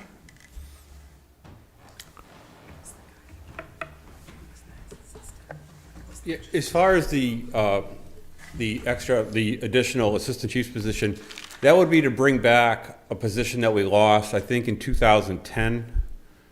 It was a battalion chief position. That person was a management position, non-union, who was in charge of the training and keeping track, make sure we're in compliance with all of our requirements and certifications and delivered training. That position was eliminated with several other city positions during that year. I believe all of those other positions that were cut at that time have been brought back since then, and that chief's position is the sole remaining position that has not been funded. It's been proposed several times. We get by without it. However, there are things that we're not doing well because we don't have that position, or we're not doing at all. I understand that it's, tight budgets, but, the position is needed. I have just a quick question. Can you remind us how many total number of employees at the fire department? I guess either Administrator Hunter or Chief. With the office staff, I believe it's 77. 77, thank you. Councillor Jelinas? So how many assistant fire chiefs do we, how many assistants do we have? So I have one. He was here with you when you went over the He's been audit. here before for other meetings, yes. And so this other position was called the battalion chief, and, we've had deputy chiefs prior. There's some issue with the contractual language. That title was eliminated from the exclusion to the positions covered by the bargaining unit 2 contracts ago. So we'd have to enter into some discussion with the bargaining unit if we wanted to call it something else. The other titles are no longer listed as exclusions to being covered by the bargaining unit. So we have contract negotiations coming up. The current bargaining contract expires June 30th. However, if the council is not going to fund it, it's really just a moot point. We won't, we'll discuss it, but if it's not funded, it's not funded. And could it be a possibility that a part-time position be considered? I mean, I recognize that things were identified that aren't being addressed because of manpower or whatever, but could it be possible that we are not looking at a full-time position, but rather part-time? So with that position, it really would require somebody with a lot of knowledge in the field or institutional knowledge of the department. Mm-hmm. So I just couldn't fill it with, say, an administrative assistant. It wouldn't work. Okay, thank you. Councillor LaChapelle? Chief, in the report that we received, that was presented to us, they talked about eliminating the captain's positions. Would this assistant chief eliminate a couple of the captain spots? No, Through attrition. it would not. So the problem, my understanding, is the captains and lieutenants were not picking up that, I don't want to, that's the bad word. We're not filling the needs that this assistant chief was doing.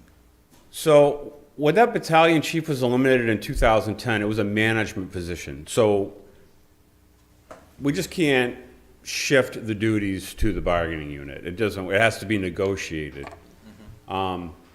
So the chief and the assistant chief just picked up extra work. Okay. And we've been doing that extra work since 2010. So there's some things that, there's just really so many things that two people can do. So there are some things that are getting missed. Training is not as robust as it could be, which was pointed out in that study. The assistant chief would essentially supervise the fire prevention division, and the battalion chief that was eliminated, well, like I said, was in charge of the training. So those two areas require a lot of time, and for one person to try to do both, we miss a lot of things. So the report, again, going back to that report suggesting removing the captains, if you had a choice of a captain or a assistant chief, what would you choose? Well, the captains are covered by the contract. They're members of the bargaining unit, and they have extra duties that are that they've been doing. One captain is in charge of, say, the facilities, and another captain is in charge of the trucks. We schedule the maintenance.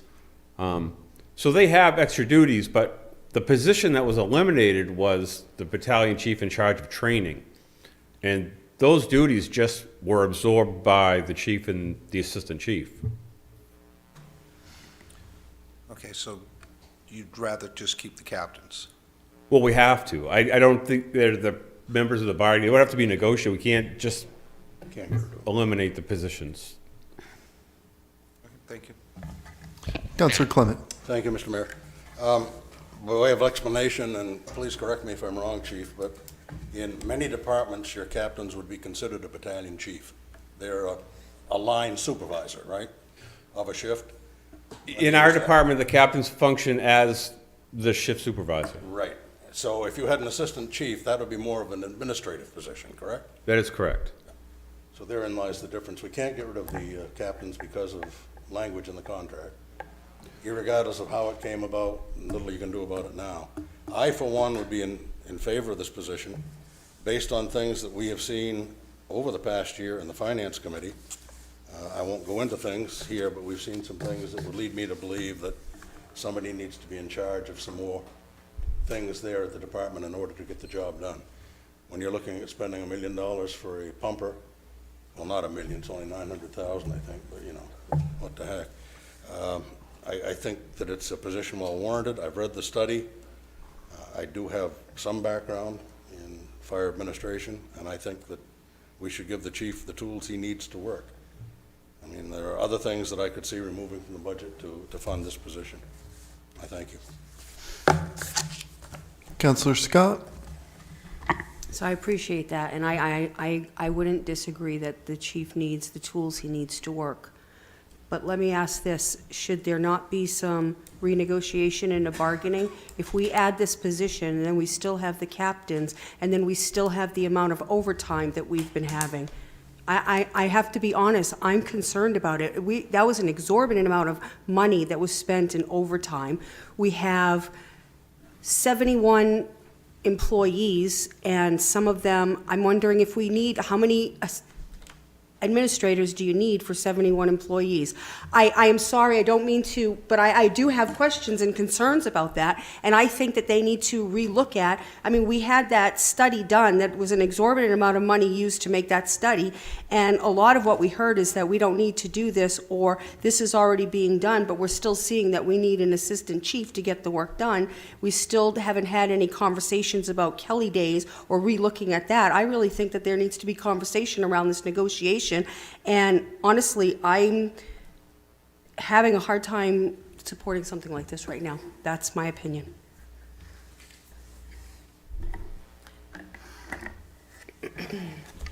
So, For- Mr. for- Mayor, can I have at least thumbs to kind of indicate whether I need to do something with this position or not? I guess, how are we feeling, councilors? It kind of ties into the overtime also. Councilor LaChapelle, will you? Okay. My question, it ties into the overtime situation, and this is not going to help alleviate the overtime if we put in an assistant deputy chief, correct? It's completely independent of the Independent of that overtime. altogether. Okay, thank you. If I just might add, I know there was some conversations where we're linking the captain's position to this assistant chief, and I just want to throw that they're completely independent of each other.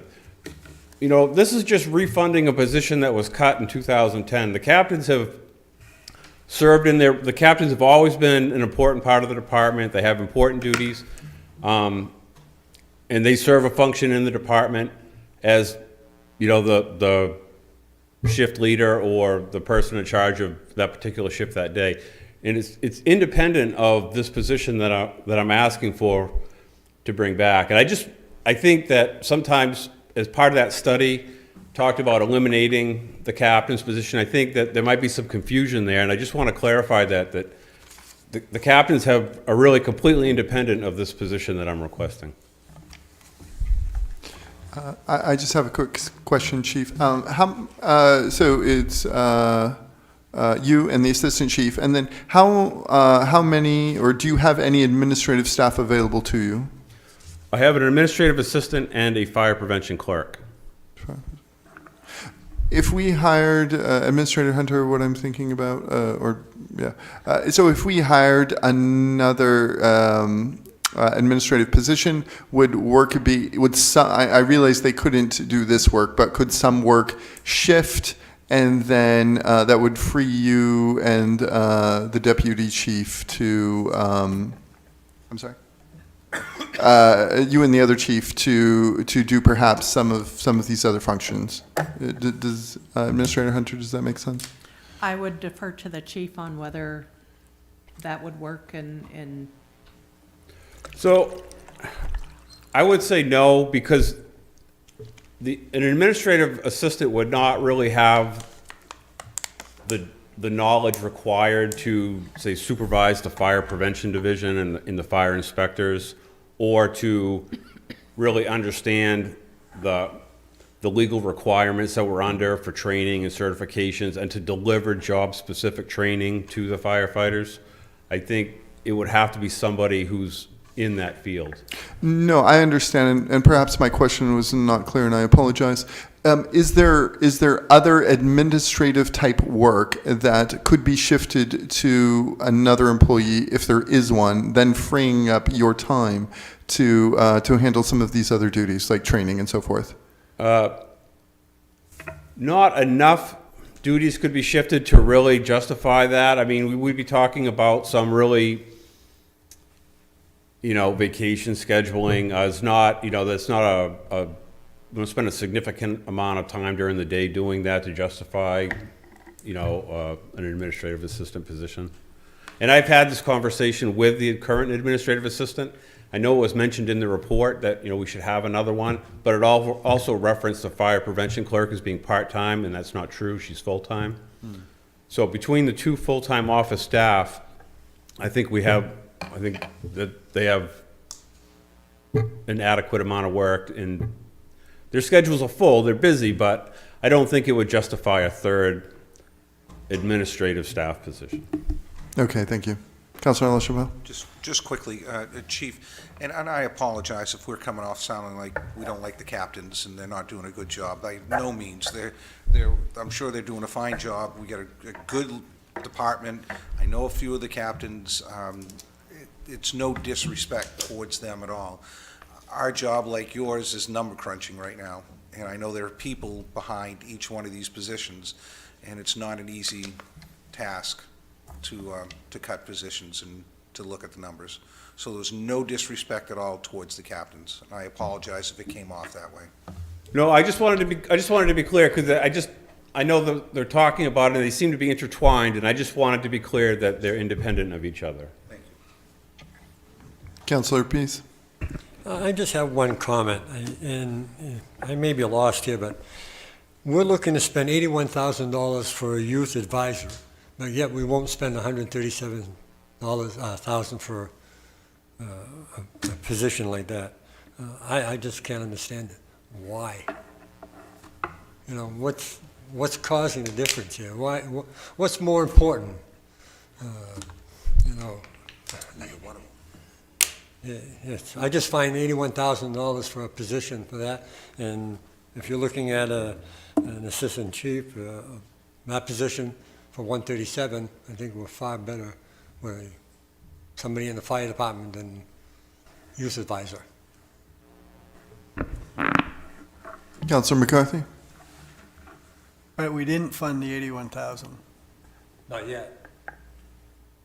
so it's not like we're funding that one and not funding this one. We're not funding either one. Councillor Clement. Thank you, Mr. Mayor. I guess I would just point out that we have two public safety services. We have a police department, we have a fire department. Training for any employee in either of those departments is tantamount to success. We are asking them to do some very dangerous things. We've had, one fatal fire in the last year. Don't know whether training could have saved anything or done anything there. I don't know what the dollar loss is. I don't have the answers in front of me right now. But training amounts to success.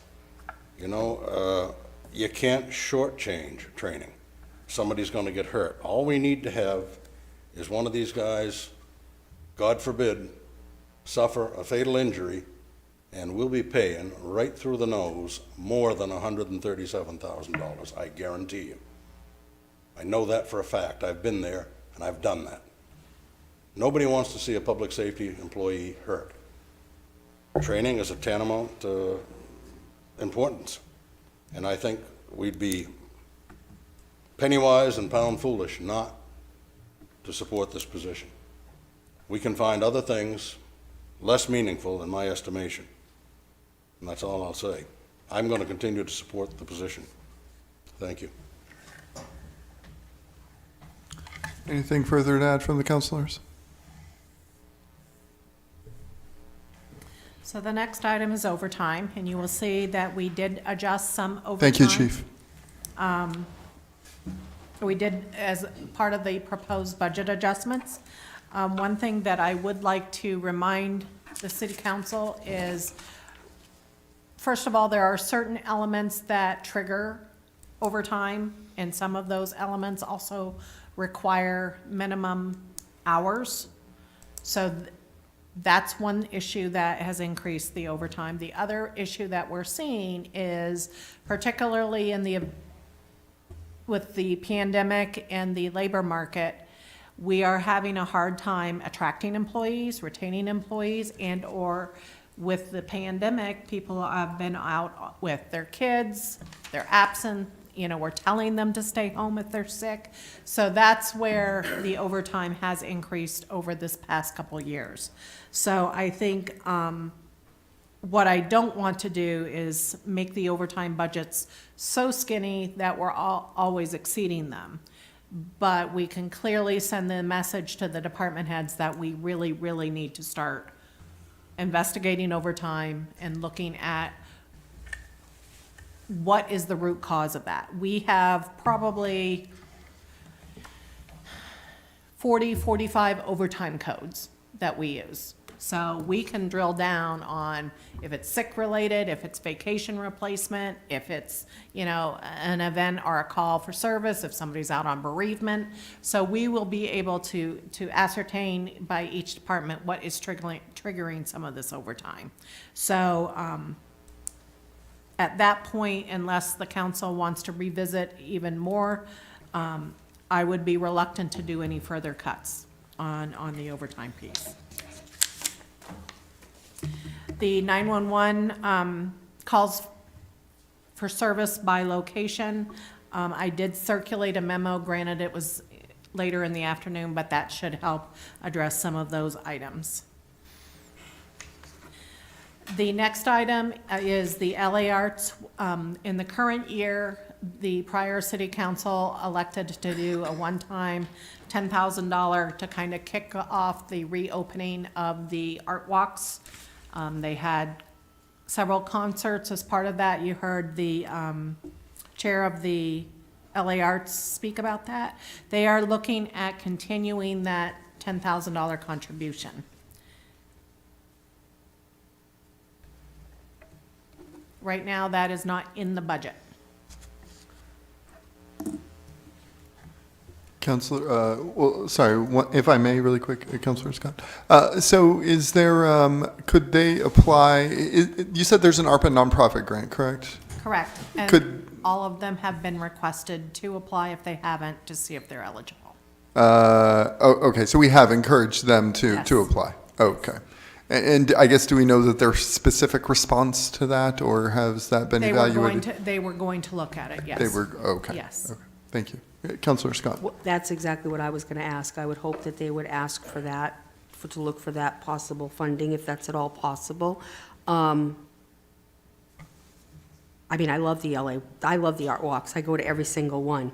But that being said, how much do we already fund to them already on a regular basis? There is a certain amount. Right. And and I may be incorrect on this, but I believe that Auburn just funds LA Arts for just per event instead of just a regular line item budget. So if we're already doing a line item budget for them every year, but Auburn just does per event, I would just be a little concerned about that. I didn't just out of curiosity what that might be. I know Auburn is looking at increasing their seed money to do more than just events. It also would do seed money for the admin costs.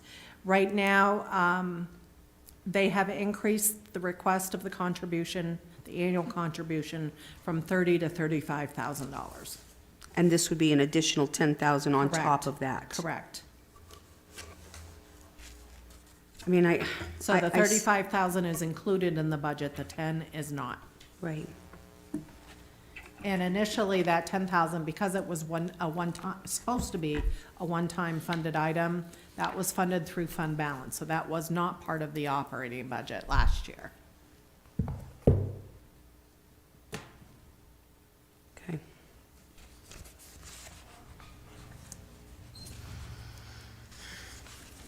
So can I see some thumbs, please? Okay.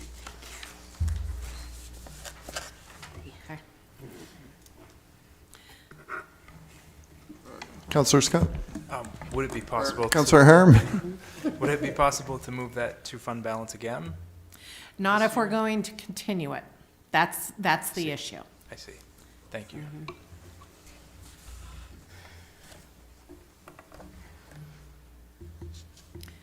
So the last item, which was the item at the last workshop with the nonprofit request, and they had additional cash donations of $5,040 through 6 organizations, and then there were 2 capital reserve requests for $475,000.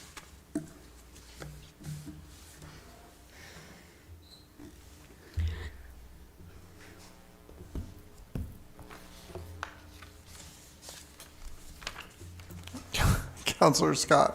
I feel like I'm the bad guy. Just to put this out there, I grew up in a French family. We don't have the pennies, we don't spend them. And so I'm very conservative when it comes to spending money. On the 2 capital requests, so, this is so difficult for me to say, but I'm going to say it. The Franco Center, that's my family's church. This is very difficult. That's when my grandparents got married. That has been my family's church for generations.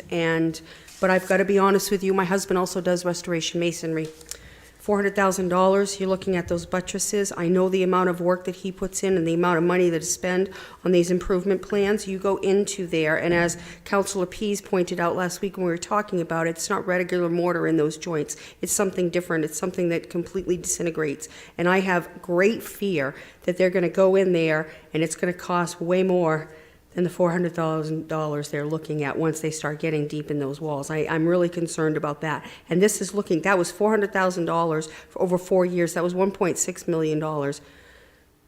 That's a lot of money when we want to talk about what we might be cutting. So I'm just putting that out there for a discussion because I think it's something we need to discuss. That's a lot of money. And if we look at this and what you gave for an answer, all of this together would be 22.4 cents to the tax rate. To me, I'd go right back to saying, you know, the $10,000, 0.5 cents is nothing compared to 22.4 cents, so. Okay, just to But clarify. then that's for all of it, right? The Okay. 22? No. So the cash request, the $5,000, Yep. add a quarter of a penny. Okay, I'm sorry. tax Yep, rate. gotcha, all right. The two capital requests, if we use, because those would qualify for fund balance.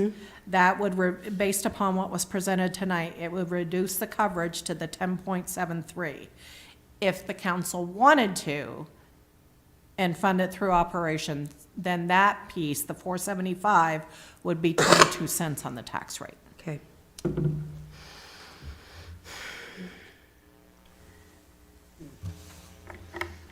I'm all set. I was just putting that out there for a possible discussion because that's a lot of money and I'm just, anything with a lot of money, I think we should talk about. Further, Councilor Jelinas? Thank you. Can you just remind me, what did we already give the Franco prior to this 400 and? The Franco Center was given $250,000, and then the Museum LA has a set aside for $2 million.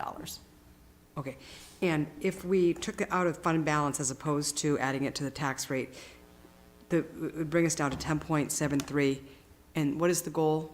What is the sweet spot? You always referred to it. 10%. 10%, okay. 10%. Gotcha.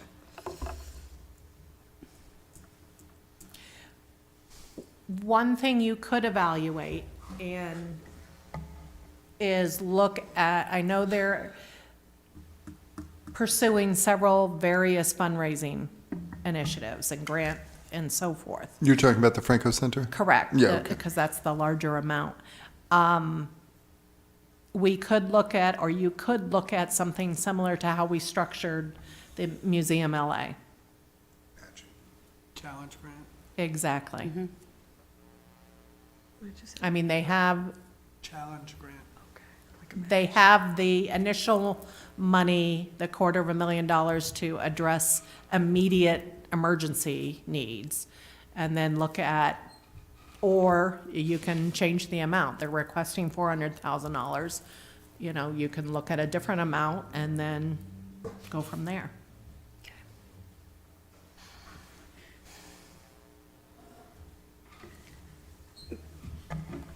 Councilor Scott?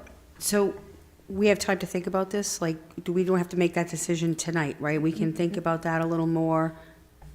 Yep. Okay, all right, thank you. I guess we'll be thinking about it a little more. Okay. Anything further to add, Administrator? No, that covers everything. So at this juncture, I'm kind of at the council's disposal with where we're going. We have a couple directions are on things to tweak, but overall, we're really close to the finish line. So my question is, do you feel we're close to the finish line when we're looking at the tax rate and that type of thing? Because if not, I need some instructions. Councilor Scott? So right now, we're talking about 1.53, correct? That's what was on that front page?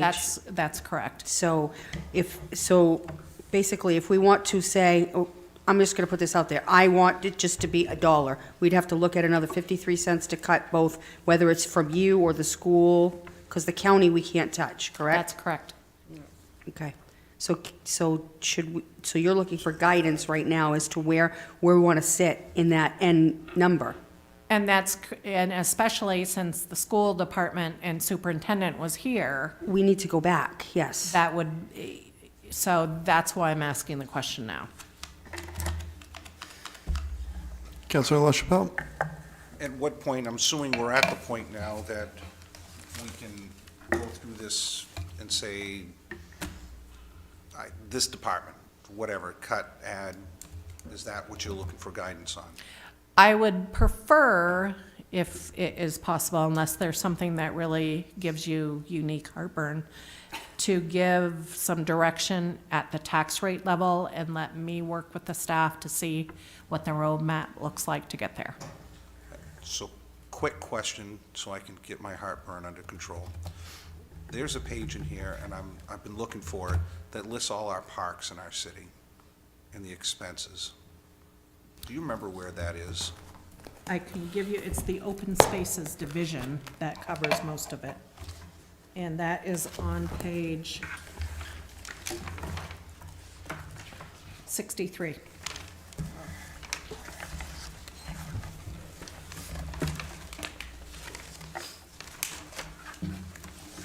So one of my questions, 63? Yep. Am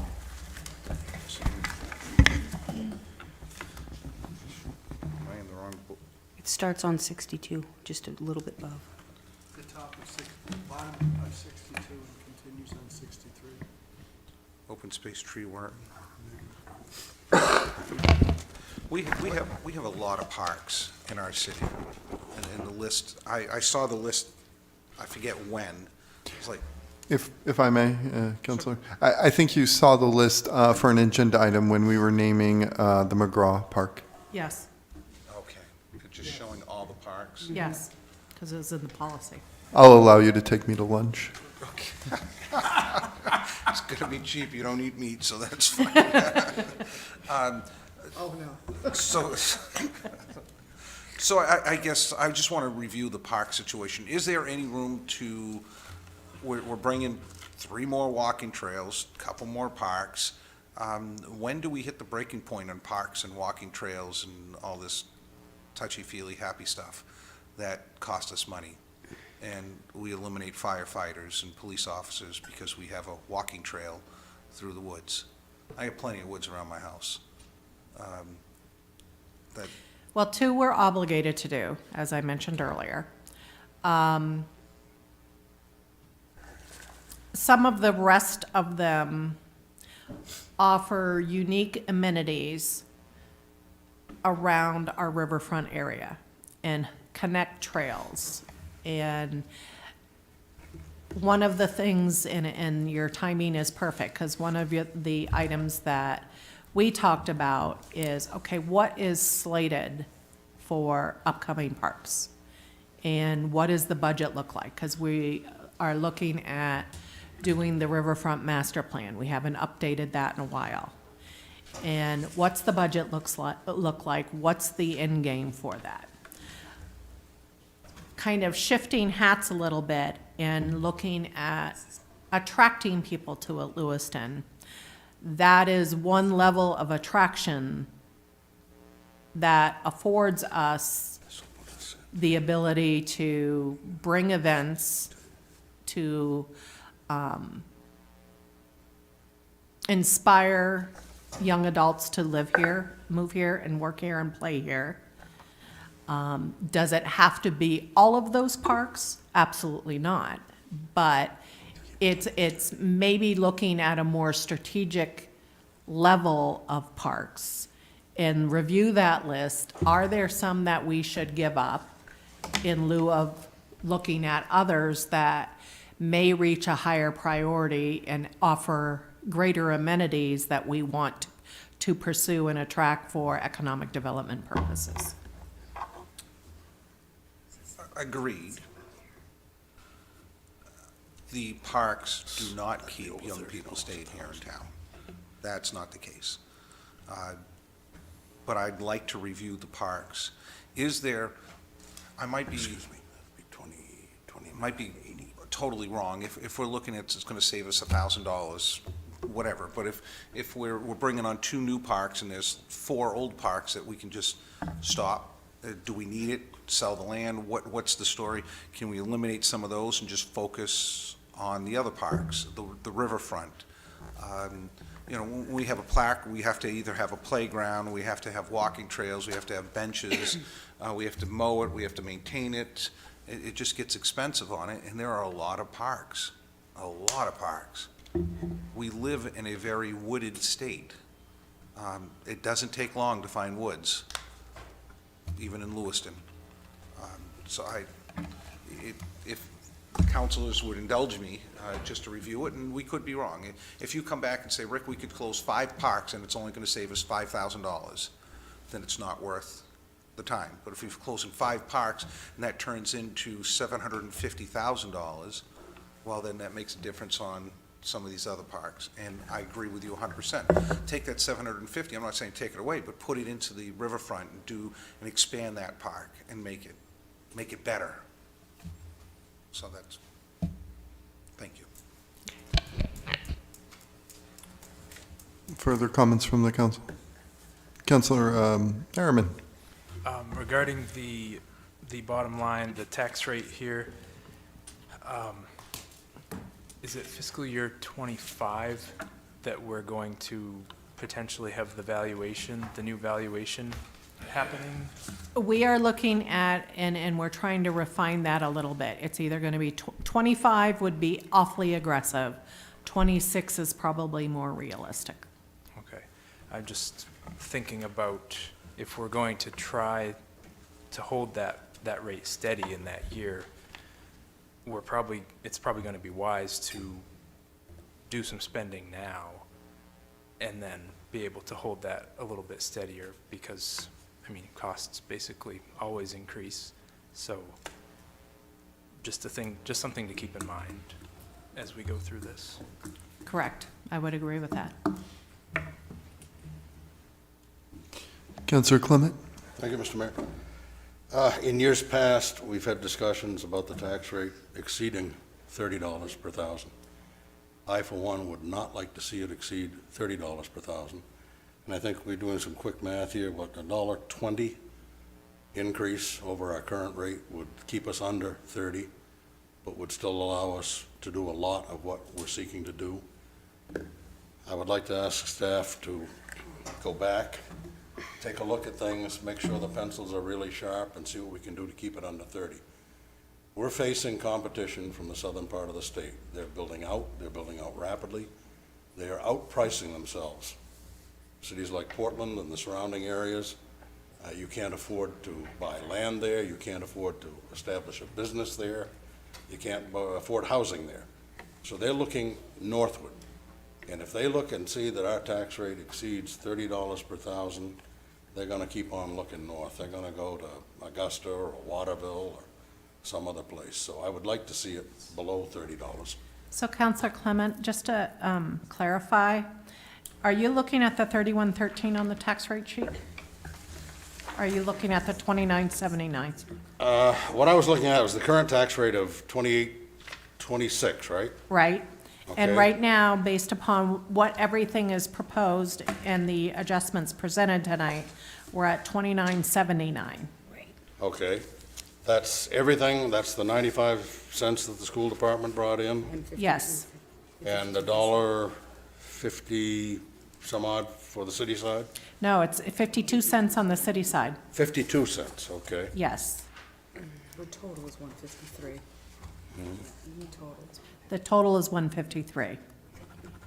So you're asking, if you look at that total, you're asking us to cut 33 cents. Well, I'm sure it can be Brian, do done. you The have your question phone? is, can we absorb the pain? Well, and the question is it on the city side, school side, or what's the apportionment look like? It's currently the- 33 times 2120? I forgot my calculator. I know. I thought you did that in your head all the Sorry? time. 699.60. So 700,000? Okay. So we're looking at a $700,000 cut. Thank you, Deputy Administrator O'Malley. And that's out of $150 million, right? If you're asking the school to share it, yes. Oh, well, We brought the school they down- are a department of the school, of the city, brought the so, school down to 85 and the city down to 35, that equals $1.20. okay.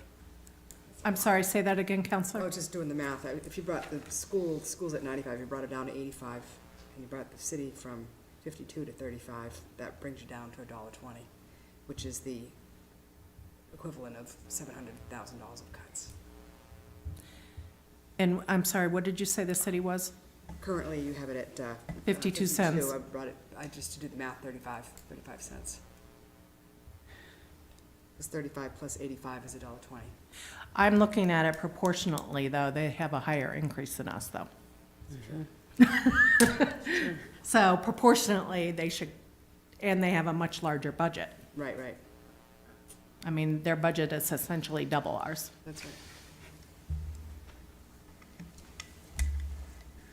I guess I'd ask you how you would propose. So to not divvy touching that up. this, not touching the school budget is what I kind of hear you saying, and just, No, I'm not saying that. I'm just saying, there are several different ways we can look at that.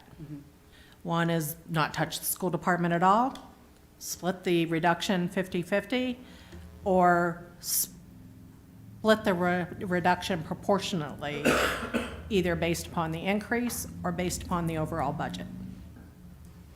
or look at the budget as presented and realize that we're still under $30, as is. That's correct. I mean, we're at Yes. $29.79 as is, untouched. Well, except that there's stuff in the parking lot that I know is not in here. I didn't mean, I just meant, I know we still have to talk, but Really, based upon at least the initial thumbs that I saw, we are potentially exchanging out one position. The salt brine system, I think, has some merits. That actually is $40,000 in a cut. That would get us closer. That's about 2 cents on the tax rate right there.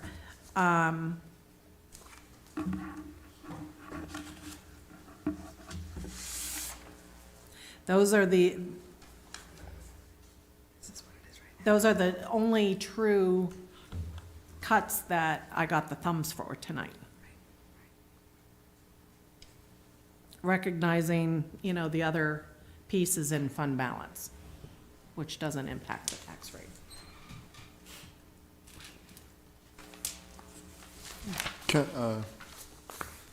Are you good, Councillor Clement? Yes, thank you, No. Mr. Mayor. Councillor McCarthy? Of course, my goal initially was to keep it under $1 total. I'm a cheap guy. What can I say? Because if we're looking at $1 this year, $1 next year puts us over the $30 a thousand. So we will still reach that goal. We'll push it off down the road. But if we keep this year's lower, then maybe next year's we can do the same and try to maintain under that $30 a thousand. But if we don't make cuts now, that won't happen.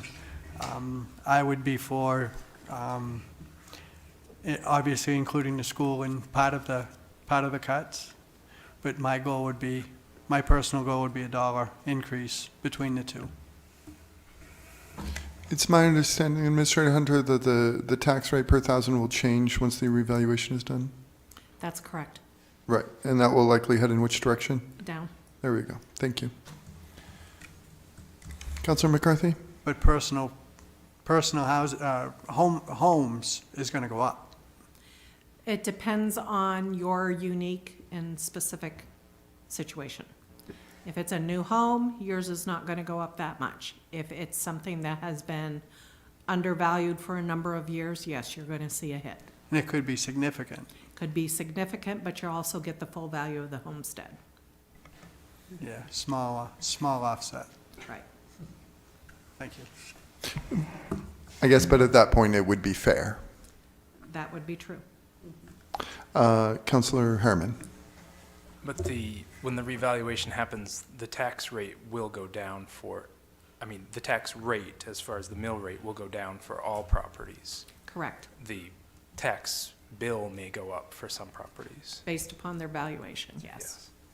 Yeah, so I guess I would just point out that this mill rate is only one piece, it's only one half of your tax bill, so, you know, holding it at a certain amount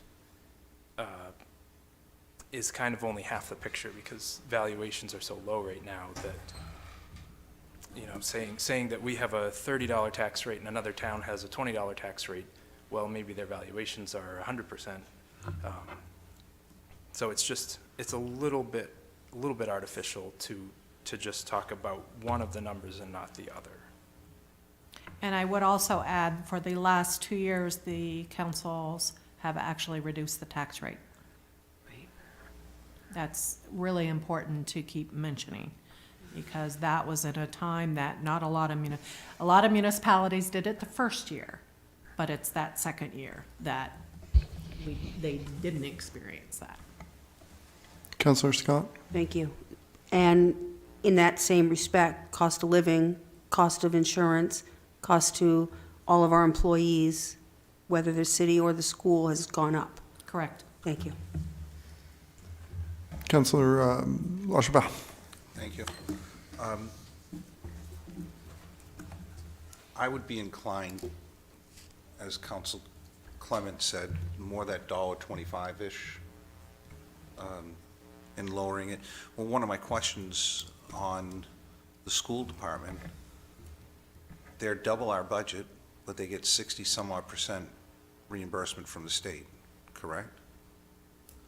So we're only charging the taxpayers of Lewiston, was it $26 million? How did that come out? $24 million. 20, 24.1, yeah, 24.1. And we're asking how much on our side? 35. 35? So I guess our ROI is better with the school department than on the city side when we're cutting. We were talking 700,000. If you look at both of them, if somebody can't cut $350,000 from a $150 million budget, 100 million for one and 50 million for another. If you can't cut 350,000, it should be able to be done. Is that, and you don't want us to go through and make suggestions on where to cut? You can always make suggestions, and then the departments would have to maybe redirect you on occasion.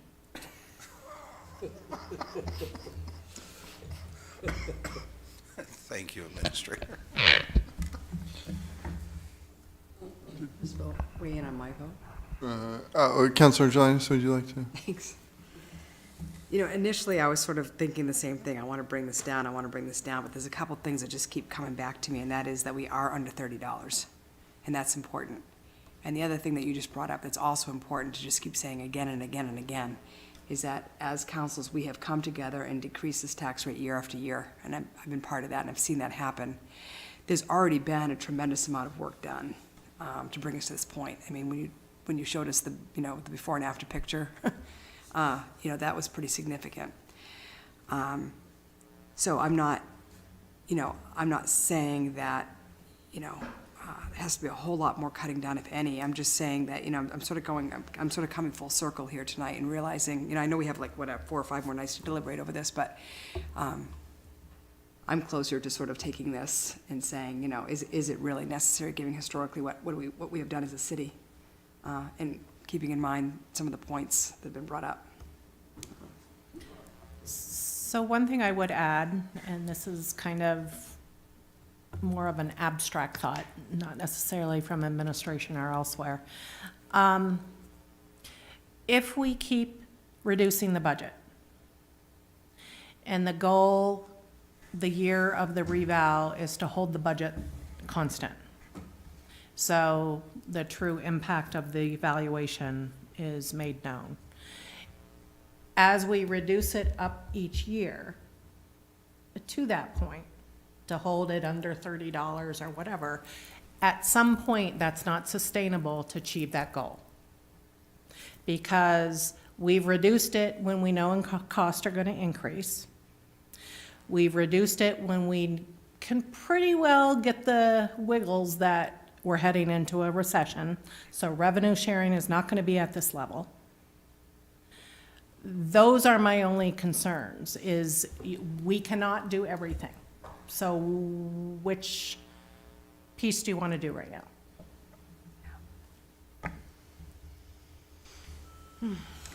One of the things that I was considering during that year is actually holding capital, unless it's a knockdown, dragged out emergency, holding capital at zero that year, and having the council that's seated, if we need it, to waive the fund balance policy for that 1 year only, to keep that budget in line with the previous budget. We have, well, assuming things, the fund balance stays and builds as it's normally ebbed and flowed, the school department doesn't have that luxury, or may not have that luxury. So those are some pieces that you need to consider as well.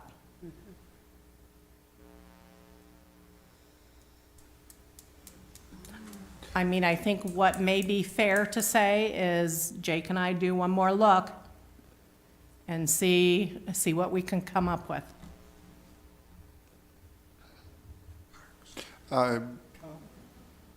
Councilor McCarthy.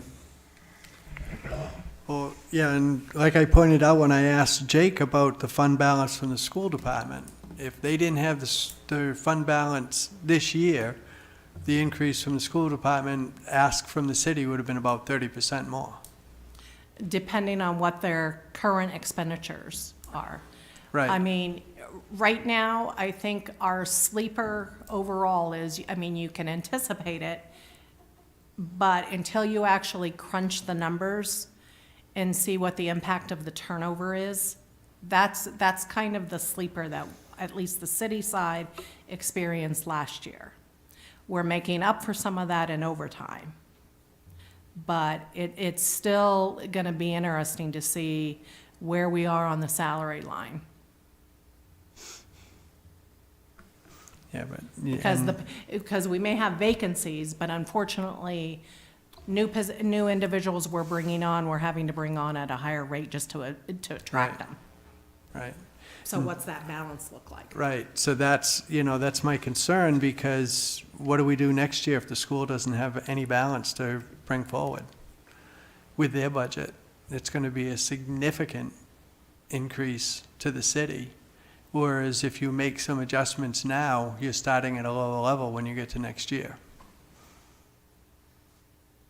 I'm just trying to look out and look worst case, because, with rising interest rates, a possibility of a recession coming up, we may be, we could quite possibly be right back into the doldrums, and revenues dropping, and Yep.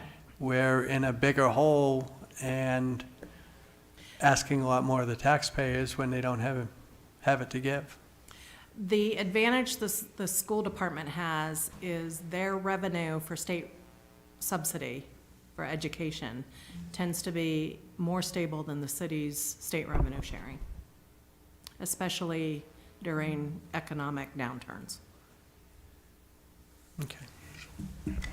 I would say at this point that we accept your idea to have you and Jake look things over, and then we can go from there.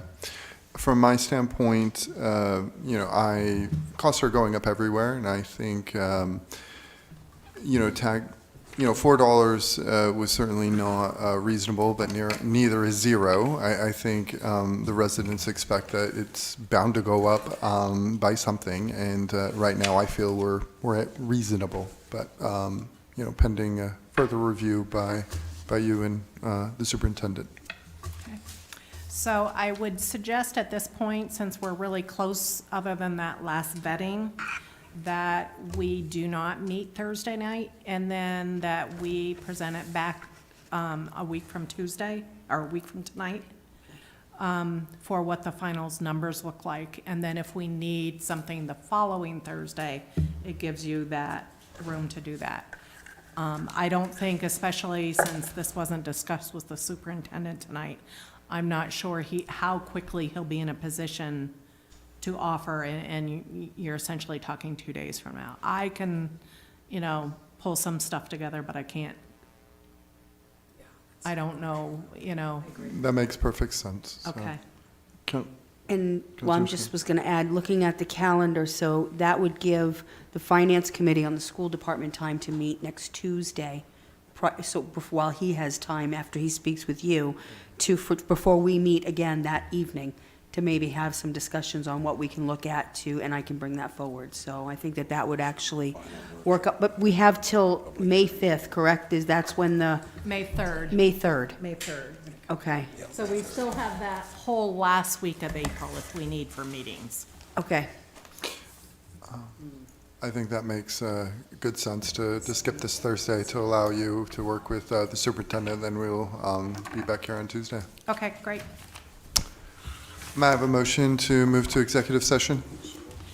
Councillor LaChapelle? Councillor P, second. And all in favor? And again, that's for a personnel matter, MRSA Title I, Section 405, 6A.